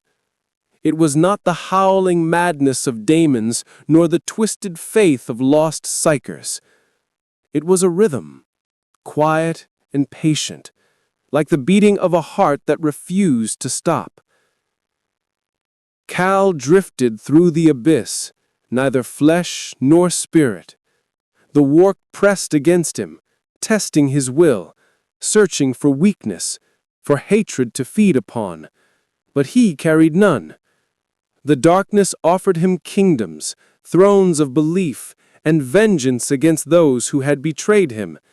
He answered each temptation with silence, and the warp, so used to screams, did not know what to do with silence. In time, the dark began to remember light. On the edge of reality, a world long forgotten turned beneath a bleeding sun. It was not mapped in any imperial archive. Even daemons gave it distance. Its air shimmered with memory. Its oceans reflected things that had not yet happened. That was where he fell again. Not in flame this time, but in light so soft it made even the warp recoil. The world accepted him gently. The soil bent beneath his form, remembering him before he arrived. When he rose, there was no armor upon him, no sigil of any creed. Only the light in his eyes, human, weary, and kind. He walked until he reached the ruins of an ancient city. The architecture was neither imperial nor Xenos. Its spires were shaped like reaching hands, its streets carved with words no living scholar could translate. Here, the wind carried voices, echoes of civilizations that had loved, fought, and prayed before the galaxy had a name. He sat among them, listening. And in that silence, the voices spoke, not in language but in feeling. We remember mercy. He closed his eyes. The sound was not alien. It was familiar. It was us, humanity, across eons and empires, still whispering to itself through the bones of time. Cal bowed his head. Then I am not alone. Back in the material galaxy, the Imperium did not rest. The ecclesiarchy had declared a new crusade, not against heretics or aliens, but against the idea of him. Cathedrals were purged, entire archives burned. To speak his name aloud was to invite execution. And yet, priests began to falter during their sermons. The words, "Suffer not the heretic," turned brittle on their tongues. Some replaced them with older prayers, older truths, ones that spoke of forgiveness, of the frailty of man. Inquisitor Seraphael now hunted himself, moved between systems beneath a false name. He carried with him a single relic, a fragment of stained glass from Minaret 9th, faintly glowing with impossible warmth. Wherever he went, he taught quietly, in whispers, that the emperor's greatest act was not conquest, but love unreturned. He was branded the voice of the false dawn. His acolytes were crucified in public squares, but for every believer who burned, 2 more rose in secret. The Inquisition convened upon Holy Terra. The High Lords demanded blood. "Hope," said the Lord Inquisitor, his voice echoing across the marble chamber, "is a weapon we cannot afford. It makes men question hierarchy. It makes them believe the Emperor's light shines within themselves." "The angels' teachings are contagion," said another. "They spread faster than plague. Even the void preachers recite his words without knowing it." From the shadowed corner of the chamber, a custodian spoke, a rare breach of their divine silence. "Then perhaps the fault lies not in the words, but in what they reveal." Every voice stilled. The Lord Inquisitor turned toward the Golden Warrior. "You dare imply the Emperor approves?" The custodian's visor reflected the chamber's candles, his tone unreadable. "I imply nothing. I only remind you, he has not spoken. Not since he listened." The words hung like incense over fire. When the council adjourned, nothing had been decided, but fear had deepened. In the years that followed, the cult of the living light was born. It had no banners, no creeds, no saints, only a single vow: to see each soul as something still worth saving. It began as whispers in trenches, in manufacturia, in the places where the Imperium forgot it had people instead of machines. Soldiers painted a small circle of gold on their armor, a quiet echo of an ancient man's faith. The Adeptus Ministerium called it sedition. The Astra Militarium called it treason. But in the dark corners of the galaxy, where war never stopped, entire regiments began to refuse orders to exterminate civilians. Medicae healed enemy prisoners.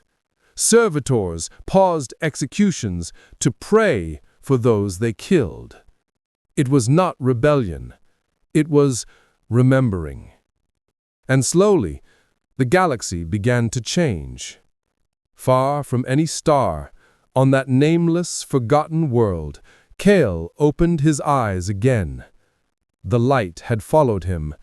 It pooled around his hands, no longer as radiance, but as warmth. He stood, and the ruins stirred. From beneath the earth rose the echoes of cities long dead, their ghosts not in flesh, but in understanding. You were men, and you remembered love. In answer, the wind moved through the broken halls, carrying the faintest sound of laughter. Cal smiled, the same weary human smile that had once stopped Damon's. "Then perhaps," he said softly, "so can we." And somewhere in the galaxy, far from that world, a small boy in a hive spire looked up at the sky and saw a faint light moving among the stars. A single golden circle, gentle and alive. The heresy of hope had begun. It began not with armies, but with mercy. On the forge world of Clyra, a servitor disobeyed. Its orders had been simple: execute prisoners accused of inefficiency. But when the time came, the machine halted mid-command. Its augmentic fingers trembled. In its dead eyes flickered something human, memory, faint and fragile. The overseer struck it down, but before it fell, the servitor spoke 2 words no one had programmed into it. "Forgive me." The Vox recording spread like wildfire. The Mechanicus purged the data, but by then the words had reached billions. They called it the machine's prayer. Across the stars, strange miracles followed. A sister of battle refused to fire upon civilians, saying she had heard the emperor weep. A regiment of the Astra Militarum laid down their lasguns after hearing a voice whisper, "Enough blood." Even in the depths of the black ships, psychers claimed to dream of a man made of light, walking through fire and smiling. Each incident was isolated, each one suppressed. Yet together they formed a pattern that could not be unmade. In the shadow of this spreading faith, a new inquisitorial faction rose, the Ordo Solis, born in secrecy, baptized in guilt. Led by Seraphael, now a phantom without title, they believed that the emperor's divinity had become too heavy a crown for mankind to bear. They spoke of restoring the balance between faith and love, order and humanity. They carried no insignia, no rosettes, only a golden circle etched on the inside of their armor, hidden close to the heart. "Every empire," Seraphael once said to his gathered disciples, "begins in light and ends in fire. But sometimes between those two, a single man remembers why the light was worth following." They were hunted relentlessly.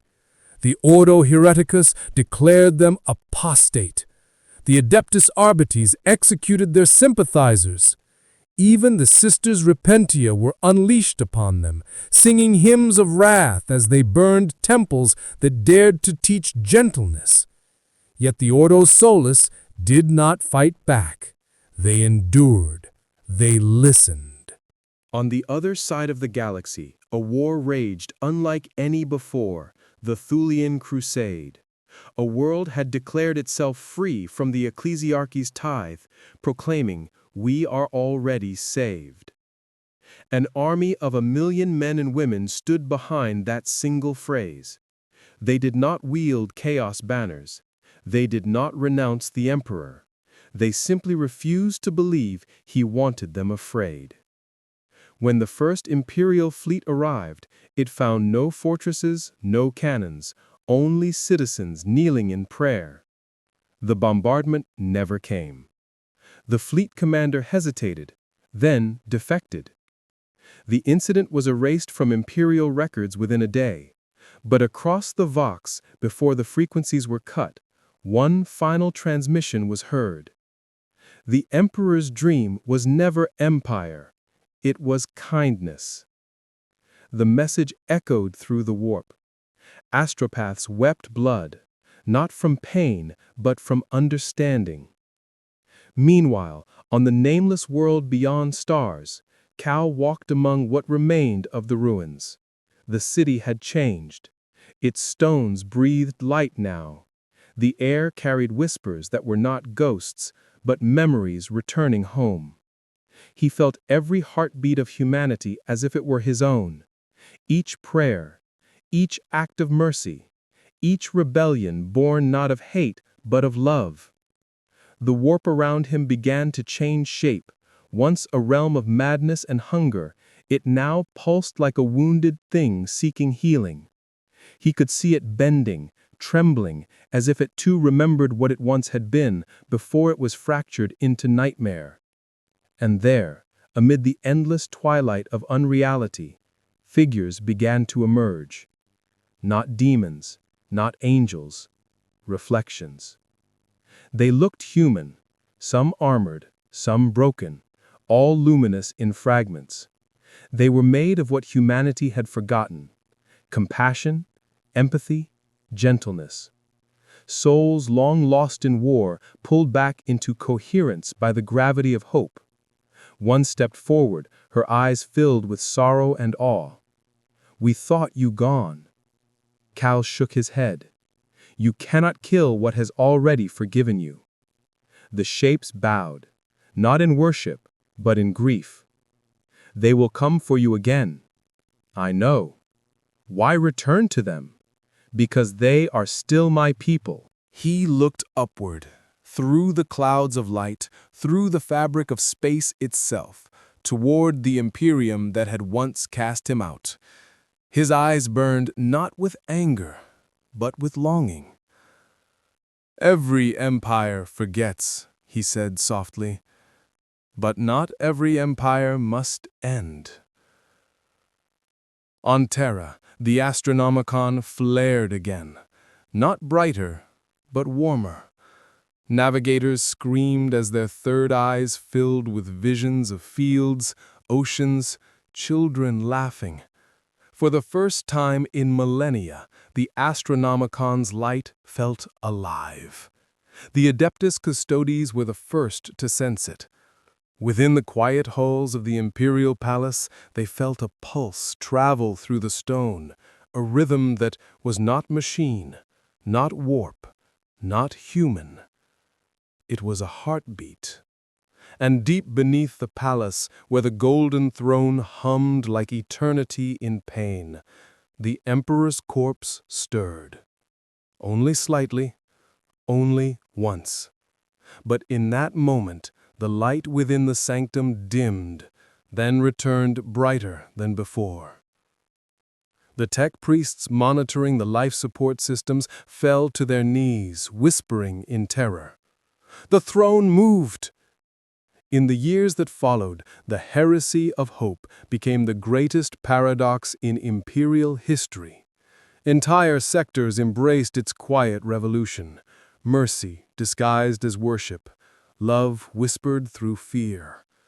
The administratum called it the lapse of discipline. The ecclesiarchy named it the blasphemy of comfort. But even the high lords could not extinguish it. For every execution, another world turned kind. For every planet purged, 100 voices prayed not to the emperor above, but to the human within him. The Inquisition splintered, the Adeptus Sororitates fractured. Even the Astra Militarum began to hesitate before slaughter. And through it all, one phrase spread across the void, etched into walls, carved into ship hulls, whispered into dying ears. He does not demand your fear. He remembers your name. Somewhere in the warp, Call opened his eyes again. The light around him trembled as if awaiting command. He spoke not as God, not as Savior, but as man. "Then let me go back." The light hesitated, as though pleading with him to stay. "I will not save them," he said. "I will remind them." And the warp, that ancient broken sea of human emotion, obeyed. It tore open, and Cal fell once more into the material world, his descent streaking across the void like a silent prayer returned to sender. But this time the Imperium was waiting.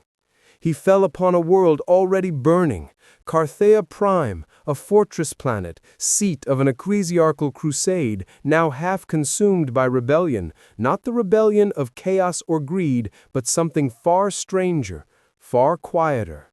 Soldiers refusing to fire, priests refusing to preach hate, citizens kneeling before statues of the emperor not in terror, but in tears. The sky was a furnace, the ground was ash, and from the horizon came the sound of hymns twisted into war chants, the ecclesiarch's purity host, 500,000 men and women in gold and crimson marching beneath the black sun of faith enforced. Cal landed in their path. He did not fall like lightning or flame this time. He came as a whisper of light through smoke. The first rank saw him and faltered, thinking him apparition, a mirage shaped by exhaustion. Then his feet touched the ground, dust rising like incense, and they knew. He walked forward, unarmed. The Purity Host's banners dipped as if in confusion. Their leader, Canoness Superior Illyra Vorn, raised her bolt pistol, its barrel trembling like a confession too long delayed. By decree of the Synod, you stand accused of heresy against the throne, of blasphemy against the Emperor, and of hope unpermitted. Cal smiled, a small human thing. Then I am guilty. The words rippled through the hosts, like wind through dead grass. Some gasped, some crossed themselves, some whispered the forbidden name he no longer owned. "Do you not fear judgment?" she demanded. "I fear only forgetting why we began." "Why we began?" she repeated. "We began in blood." "No," he said softly. "We began in love. Blood was only what we became." Her finger tightened on the trigger. The air hung still, the kind of stillness before storms or miracles. Then, from the back ranks, a soldier dropped his weapon. It struck the earth with a sound too soft to be war. Another followed, then another, like the sound of rain returning to a drought. Within moments, an entire company had laid down arms. Canoness Vorn screamed, "Stand! Stand in his name!" Cal's eyes met hers, and for the briefest instant she saw something in him she had not seen in her own reflection for decades. Not arrogance, not pity, but understanding. "Illyra," he said, her true name, not her title. "You were 12 when they told you pain was holy. You believed them because you wanted meaning. You found strength, but you lost warmth. I am not here to steal your faith. I am here to remind you what it cost." She staggered back as if struck. "You remember me?" "I remember everyone," he said, his voice barely above breath, "even when they forget themselves." The canoness fell to her knees. Around her the Purity Host broke formation, confusion spreading faster than command. And then the sky screamed. From orbit, the fleet had seen the defection. They had seen mercy, and mercy was treason. Cyclonic bombardment orders were confirmed. When the first lance struck the ground itself howled. Fire rose like confession, tearing through the ranks of both faithful and fallen alike. Cal stood at the center of the storm, light erupting from his body. Not defiance, not rage, but protection. He lifted his hands, and the fire curved around him like a wave around a rock. Those near him lived. Those too far dissolved into light, their voices joining the wind like prayer turned to music. He looked skyward, eyes burning with memory. "Stop this," he whispered. And for the first time in millennia, something listened. The orbital bombardment ceased, not by command, but by hesitation. The ship captains, hardened by lifetimes of holy slaughter, felt an emotion long foreign to them, shame. Cal fell to his knees, trembling beneath the strain of holding the storm back. The air shimmered, the ground cracked, and the light in him began to fade. From the smoke came Seraphael. He had aged, his beard was gray, his augmetics dulled, but his eyes were bright as ever, full of faith in what should never have been possible. "You shouldn't have come," Cal whispered, and Seraphael knelt beside him. "I had to. They're calling it the final purge. They won't stop. Then we make them remember." Together they stood upon the broken earth. Cal's strength dimmed, but Seraphael's voice rose. He turned to the surviving soldiers, his robes torn, his rosette long since shattered. "You fight for him who cannot speak, but he has already answered," he cried. He pointed at Cal, who stood haloed in the dying glow of his own life. "This is his voice, not a god of conquest, not a tyrant of gold, but the man who remembers love. Look at him and tell me you do not see what we were meant to be." The silence that followed was vast. Then, one by one, the surviving sisters removed their helms. The soldiers fell to their knees. Even the machines of war lowered their barrels, their machine spirits confused, stuttering in reverence. Above, the ships held fire. Orders screamed through Vox channels went unanswered. Captains wept at their consoles, unable to damn the world below. Cal turned to Seraphael. "You've changed them." Seraphael smiled faintly. "No, you did. I just reminded them to look." Cal looked again at the sky. It was bleeding light, but within that bleeding was beauty. "Then the time has come." "For what?" "To let go." He stepped forward and the ground broke beneath his feet. The light that had carried him across galaxies began to unravel, pouring outward like rivers of gold. It washed over the battlefield, over the dying, the wounded, the frightened, and wherever it touched, it healed. Not the flesh, but the memory. Men remembered laughter, women remembered peace. The dying remembered why they had once wanted to live. Seraphael reached for him, but Cal was already fading. "Where will you go?" he asked. "Wherever I am still needed." "Will we see you again?" Cal smiled. "You already do." And with that he dissolved, not into fire, not into dust, but into light, scattering like the breath of creation. The bombardment ceased, the sky cleared, the golden circle of his passing hung above Karth Prime for 3 days, visible even from orbit. Pilgrims would later call it the halo of remembrance. The ecclesiarchy, unable to suppress what it could not understand, declared the event a divine anomaly. The high lords called it superstition. The custodes said nothing. But across the Imperium, the circle began to appear again, drawn on armor, carved into stone, whispered in prayer. Not as rebellion, not as heresy, as hope. And in the deepest sanctum of the imperial palace, beneath the endless hum of the golden throne, the emperor's withered lips moved once, a tremor smaller than breath. No one heard it. But if they had, they might have sworn he whispered a single word: remember. It began as a tremor, not in stone or in flesh, but in faith. For 10,000 years, Terra had been the heart that beat without pulse, the light that burned without warmth.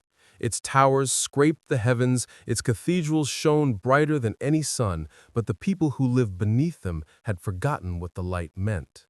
They prayed not out of love, but out of habit, out of fear that silence might be heard by the wrong god. Now, for the first time since the siege of the palace, that silence broke.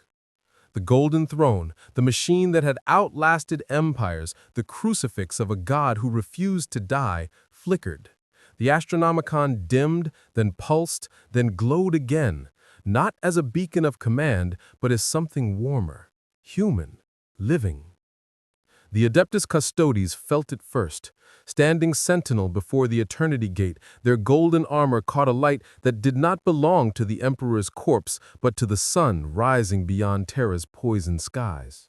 They did not move, but within their hearts, engineered to know neither doubt nor hope, something unfamiliar stirred. Within the Sanctum Imperialis, alarms blared, tech priests screamed of system errors. Choirs of psychers burned alive mid-song, their minds unable to bear the change. But amid the chaos, one sound remained clear, a heartbeat. Slow, steady, ancient. It came from the throne. Inquisitor Seraphael stood at the edge of that great hall, cloaked and unarmed. He had returned to Terra under false name. His ashes of Cal still clung to his robes, faint and warm even now. He had come not to see a god resurrected, but to witness whether humanity would remember how to breathe without chains. When the golden light began to spill from the seams of the throne, Seraphael did not kneel. He simply whispered, "He's listening again." Magus Dominus Electra turned, cables writhing from her neck like living rosaries. "You dare speak during communion with divinity?" "Divinity," Seraphael said softly, "has been trying to die for 10 millennia. Maybe it's time we let him rest." She raised her mechadendrites to strike, but before she could, a voice filled the chamber. It was not thunderous, it did not echo from the heavens. It was small, weary, and unbearably human. "No, not yet." The tech priests fell prostrate. The custodies turned as one. The entire palace seemed to inhale. Seraphael alone stood still. He had heard that voice before, not in grandeur, but in sorrow. It was the same voice that had spoken through Kal, the same compassion beneath the machine of eternity. The emperor's eyes opened. They were not blazing suns as the ecclesiarchs had promised. They were dim, human, filled with the exhaustion of one who had seen too much. The golden aura that surrounded him flickered like candlelight in a tomb. For a moment, he simply looked, not at the custodies, nor at the priests, but at the world beyond his throne, the city that stretched to the horizon, the endless masses kneeling in his name. And then, for the first time since the dawn of the Imperium, he wept. The tears were gold, burning where they fell, etching symbols into the stone that no one could read. The custodies dropped to their knees in silence. The tech priests screamed of impossible readings. But Seraphael understood. He stepped forward, past the warning blades of the guardians, past the blinding radiance that threatened to unmake him. "You remember," he whispered. The emperor's gaze turned to him. For a heartbeat, he felt the weight of galaxies press upon his soul. Every death, every sacrifice, every whispered prayer that had kept the galaxy alive in misery and devotion. It was too much for any mortal to bear. And yet beneath it all, he saw something else. Guilt. The emperor spoke again, and his voice carried both sorrow and command. "They were never meant to worship me." The words struck like lightning through millennia of belief. The custodies staggered as if pierced. One tech priest's mind shattered instantly, his brain melting beneath the truth. Seraphael fell to his knees, tears cutting through the ash on his face. Then why let them? Because they needed to survive. His voice trembled, the sound of an immortal confessing weakness. And survival became faith. Faith became empire. Empire became cage. The light around him dimmed further, shrinking until it surrounded only his frail body. The fire that made men gods has burned too long.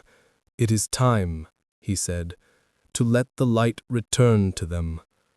Seraphael bowed his head. "Then free them, my lord." "I cannot," the emperor said. "I am bound by what they believe I am." The chamber fell silent again, heavy as judgment. Then, faintly, a second voice spoke from nowhere and everywhere. "But I can." The air rippled, the golden light wavered. From it stepped a figure, radiant, familiar, and unbearably human. Kal. Not as flesh, nor as spirit, but as light given shape. The echo of all that humanity still dared to love.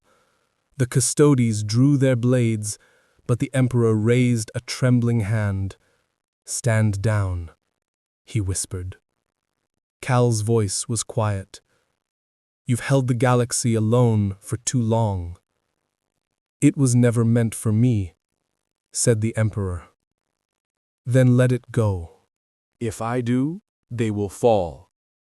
They will rise, Cal said, but not to conquer, to remember. The chamber shook. The Astronomicon pulsed like a dying star reborn. All across the Imperium, navigators cried out as visions flooded their minds, not of fire or war, but of a light spreading from Terra, soft as dawn, vast as forgiveness. Seraphael shielded his eyes as the two lights, one ancient, one new, began to merge. "Cal," he shouted above the radiance, "if you take his place, you'll burn." Cal smiled. "I was born from his mercy. I can bear his fire." He turned once toward Seraphael, his voice soft, breaking. "Tell them we were never gods, just men who remembered what gods forgot." Then he stepped forward into the throne. Light consumed everything. The stars screamed and sang. The Astronomicon exploded into brilliance, then calmed. And when the blinding radiance faded, the throne was empty. No emperor, no corpse, only a circle of gold carved into the floor, warm, eternal, alive. In the years that followed, the Imperium changed, slowly, painfully.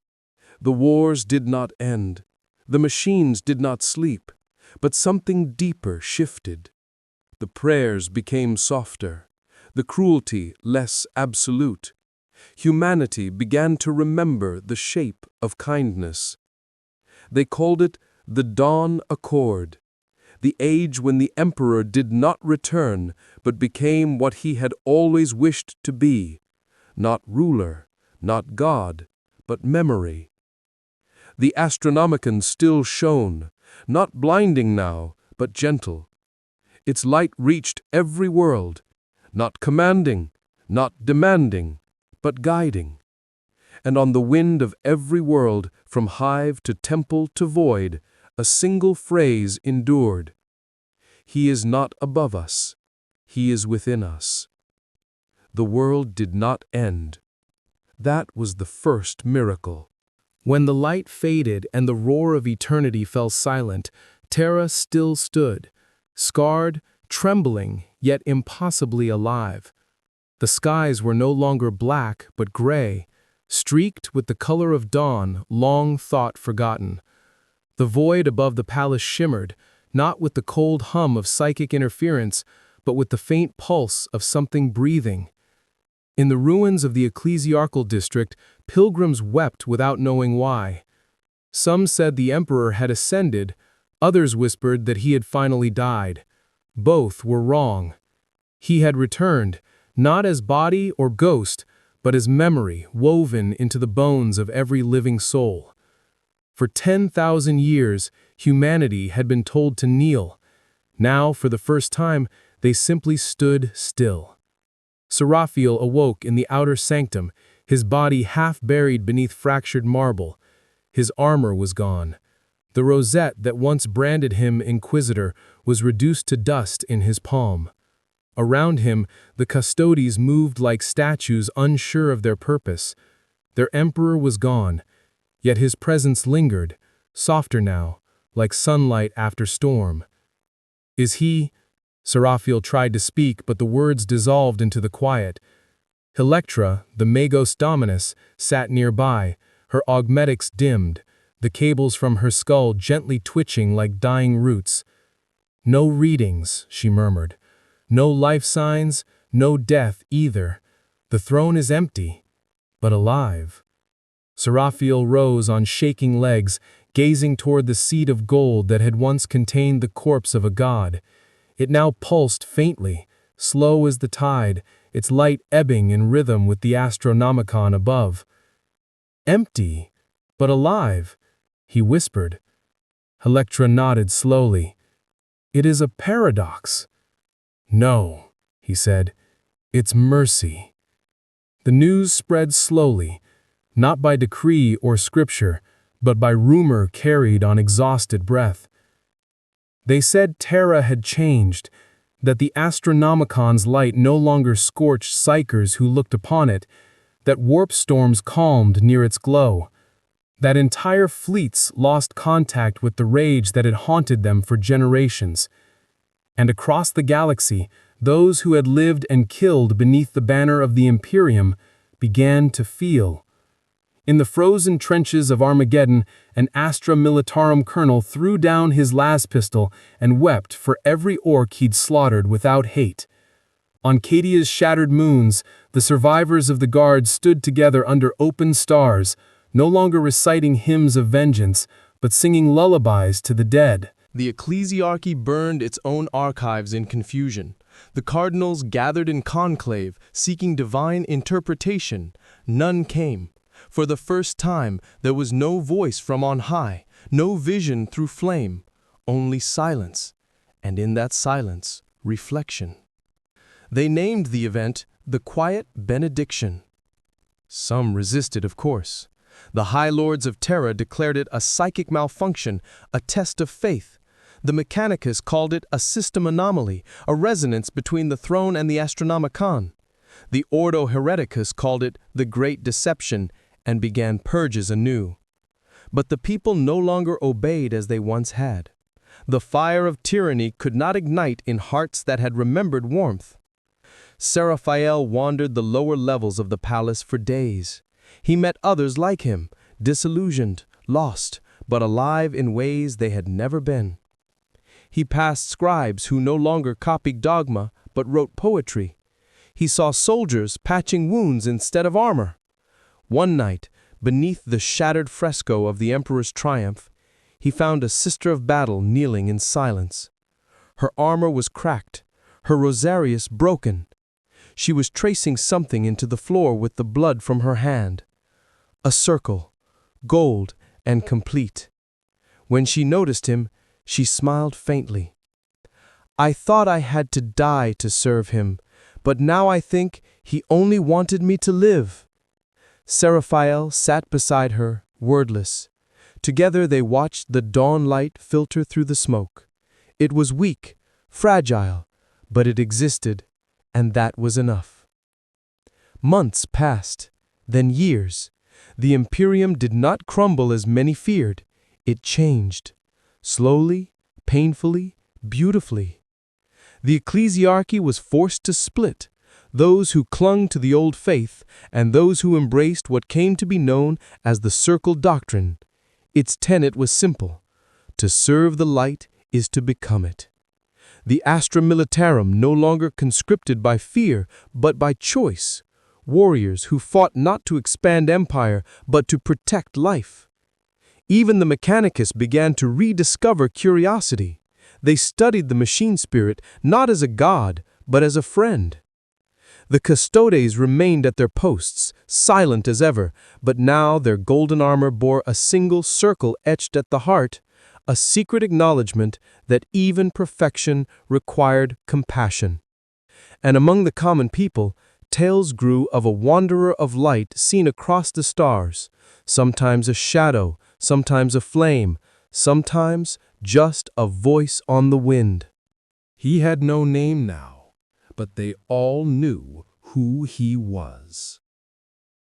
In the 10th year after the Quiet Benediction, the Conclave of Terra assembled again. The High Lords stood before the empty throne, fearful yet reverent. "We must restore command," said the Grand Provost Marshal. "The galaxy is fracturing without decree. Mankind needs hierarchy." "No," replied the new ecclesiarch, a woman who had once been a scribe in the catacombs. "Mankind needs memory." The chamber erupted in argument. Priests versus generals, faith versus order, obedience versus understanding. And through it all, Seraphael sat quietly at the back, watching. When the noise grew unbearable, he rose and walked toward the throne. The light within it brightened as he approached. "Enough," he said. Every voice stopped. He looked upon the empty seat and spoke not to the gods of the past, but to the man who had once tried to save them all. "You wanted to make us strong," he said. "And you did, but strength without gentleness is cruelty. Power without grace is hollow. You taught us to conquer. He taught us to forgive. Now we must learn to be human again." He turned to the assembled lords, his voice steady. "The emperor does not sit there anymore. He sits here." He touched his chest. And one by one, without command or law, every person in the chamber did the same. Outside, the Astronomicon pulsed once more, brighter this time, not as flame, but as dawn. Across the galaxy, the light reached into the hearts of billions, whispering not in thunder or revelation, but in the smallest truth humanity had almost forgotten. You are not alone.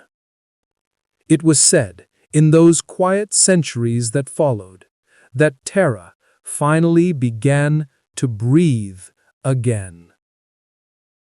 The wind returned, not the scorched hiss of Manufactoria exhaust, but real wind, moving across the surface of oceans that had been dead since the age of strife. Green returned timidly to the planet's scars, grass trembling in soil long thought sterile, moss growing over statues of marble saints whose faces had forgotten how to smile. The people learned to look upward without fear. For millennia they had gazed upon the heavens as children afraid of their own father's wrath. Now, for the first time, they looked not for judgment, but for wonder. The stars that had once burned with war now shimmered with quiet possibility.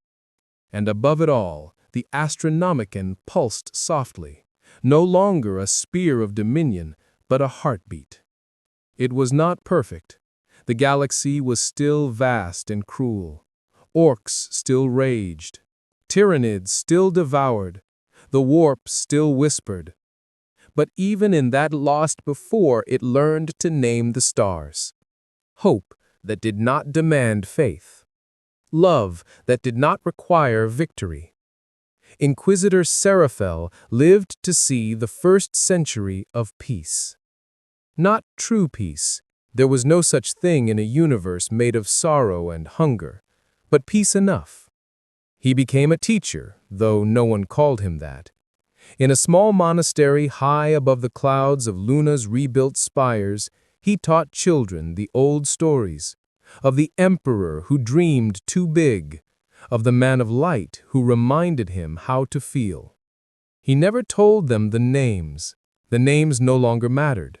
What mattered were the lessons, that mercy was not weakness, that divinity meant responsibility, and that the smallest kindness could halt the oldest war.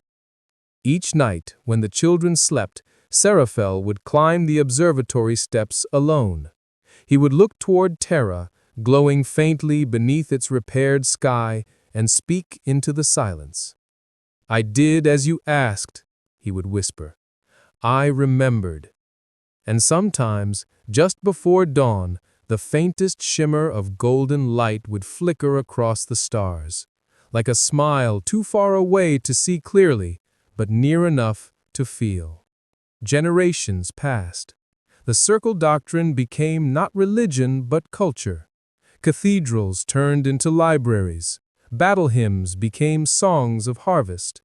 The phrase, "by the emperor's will," was replaced by a simpler blessing, "in the light we remember." The custodes still watched the throne, but their numbers dwindled by choice, not battle. When the last of them laid down his guardian spear, he did so not in despair, but in peace, saying, "He no longer needs us to protect him. We need only protect each other." The Adeptus Mechanicus reclaimed Mars, but this time they stripped the word Adeptus. They called themselves mechanica humana, builders and caretakers, not priests. They learned to speak to the machine spirit in song, not command. And in the ruins of what had once been the ecclesiarchal palace, pilgrims still came, not to worship, but to sit in silence before the golden circle carved into the stone. Some came to weep, some to forgive. Most simply came to listen. They said if you sat long enough, you could hear the echo of two voices, one weary and divine, one human and kind, speaking together in perfect understanding. Then, one day, the light began to fade. Not all at once, not as tragedy, but as inevitability. The Astronomicon dimmed like an old fire finally granted rest. Warp travel grew uncertain again. The void grew cold. Humanity, scattered among the stars, knew what it meant. The era of guidance had ended. The last echo of their twin lights, Emperor and Angel, God and man, was returning to the source. But there was no fear this time, only gratitude. The final fleets returned to Terra, guided not by instruments, but by memory, by the rhythm of prayers whispered by those who still remembered. The planet itself became a beacon, glowing faintly with the sum of every life that had ever looked toward it and believed in something better. And upon that world, now green and golden again, Seraphel, old, frail, but still smiling, made his final pilgrimage to the throne.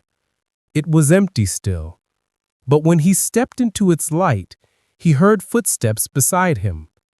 Cal stood there, young as ever, radiant without arrogance, dressed not in armor, but in the simple robes of a wanderer. The light behind him pulsed with recognition, not command, not worship, companionship. "You kept your promise," Cal said. "I tried," Seraphel whispered. "But they still fight. They still falter." Cal nodded. "That is what makes them human." Seraphel's breath trembled. Was it all worth it? The angel of the Imperium, the last son of a dying god, looked out across the dawn-colored sky. "Yes," he said, "because they learned to live without gods." He reached out his hand. Seraphel hesitated, then took it. The moment their hands met, the hall filled with light, not blinding, not divine, but tender, as if the universe itself had remembered warmth. And then, at last, there was peace. Centuries later, when even their names had been lost to legend, a new traveler crossed the ruins of old Terra. The throne had long since turned to dust, but in the center of the chamber, still visible beneath the layers of time, was the faint outline of a golden circle, unbroken, untouched, glowing faintly in the dark.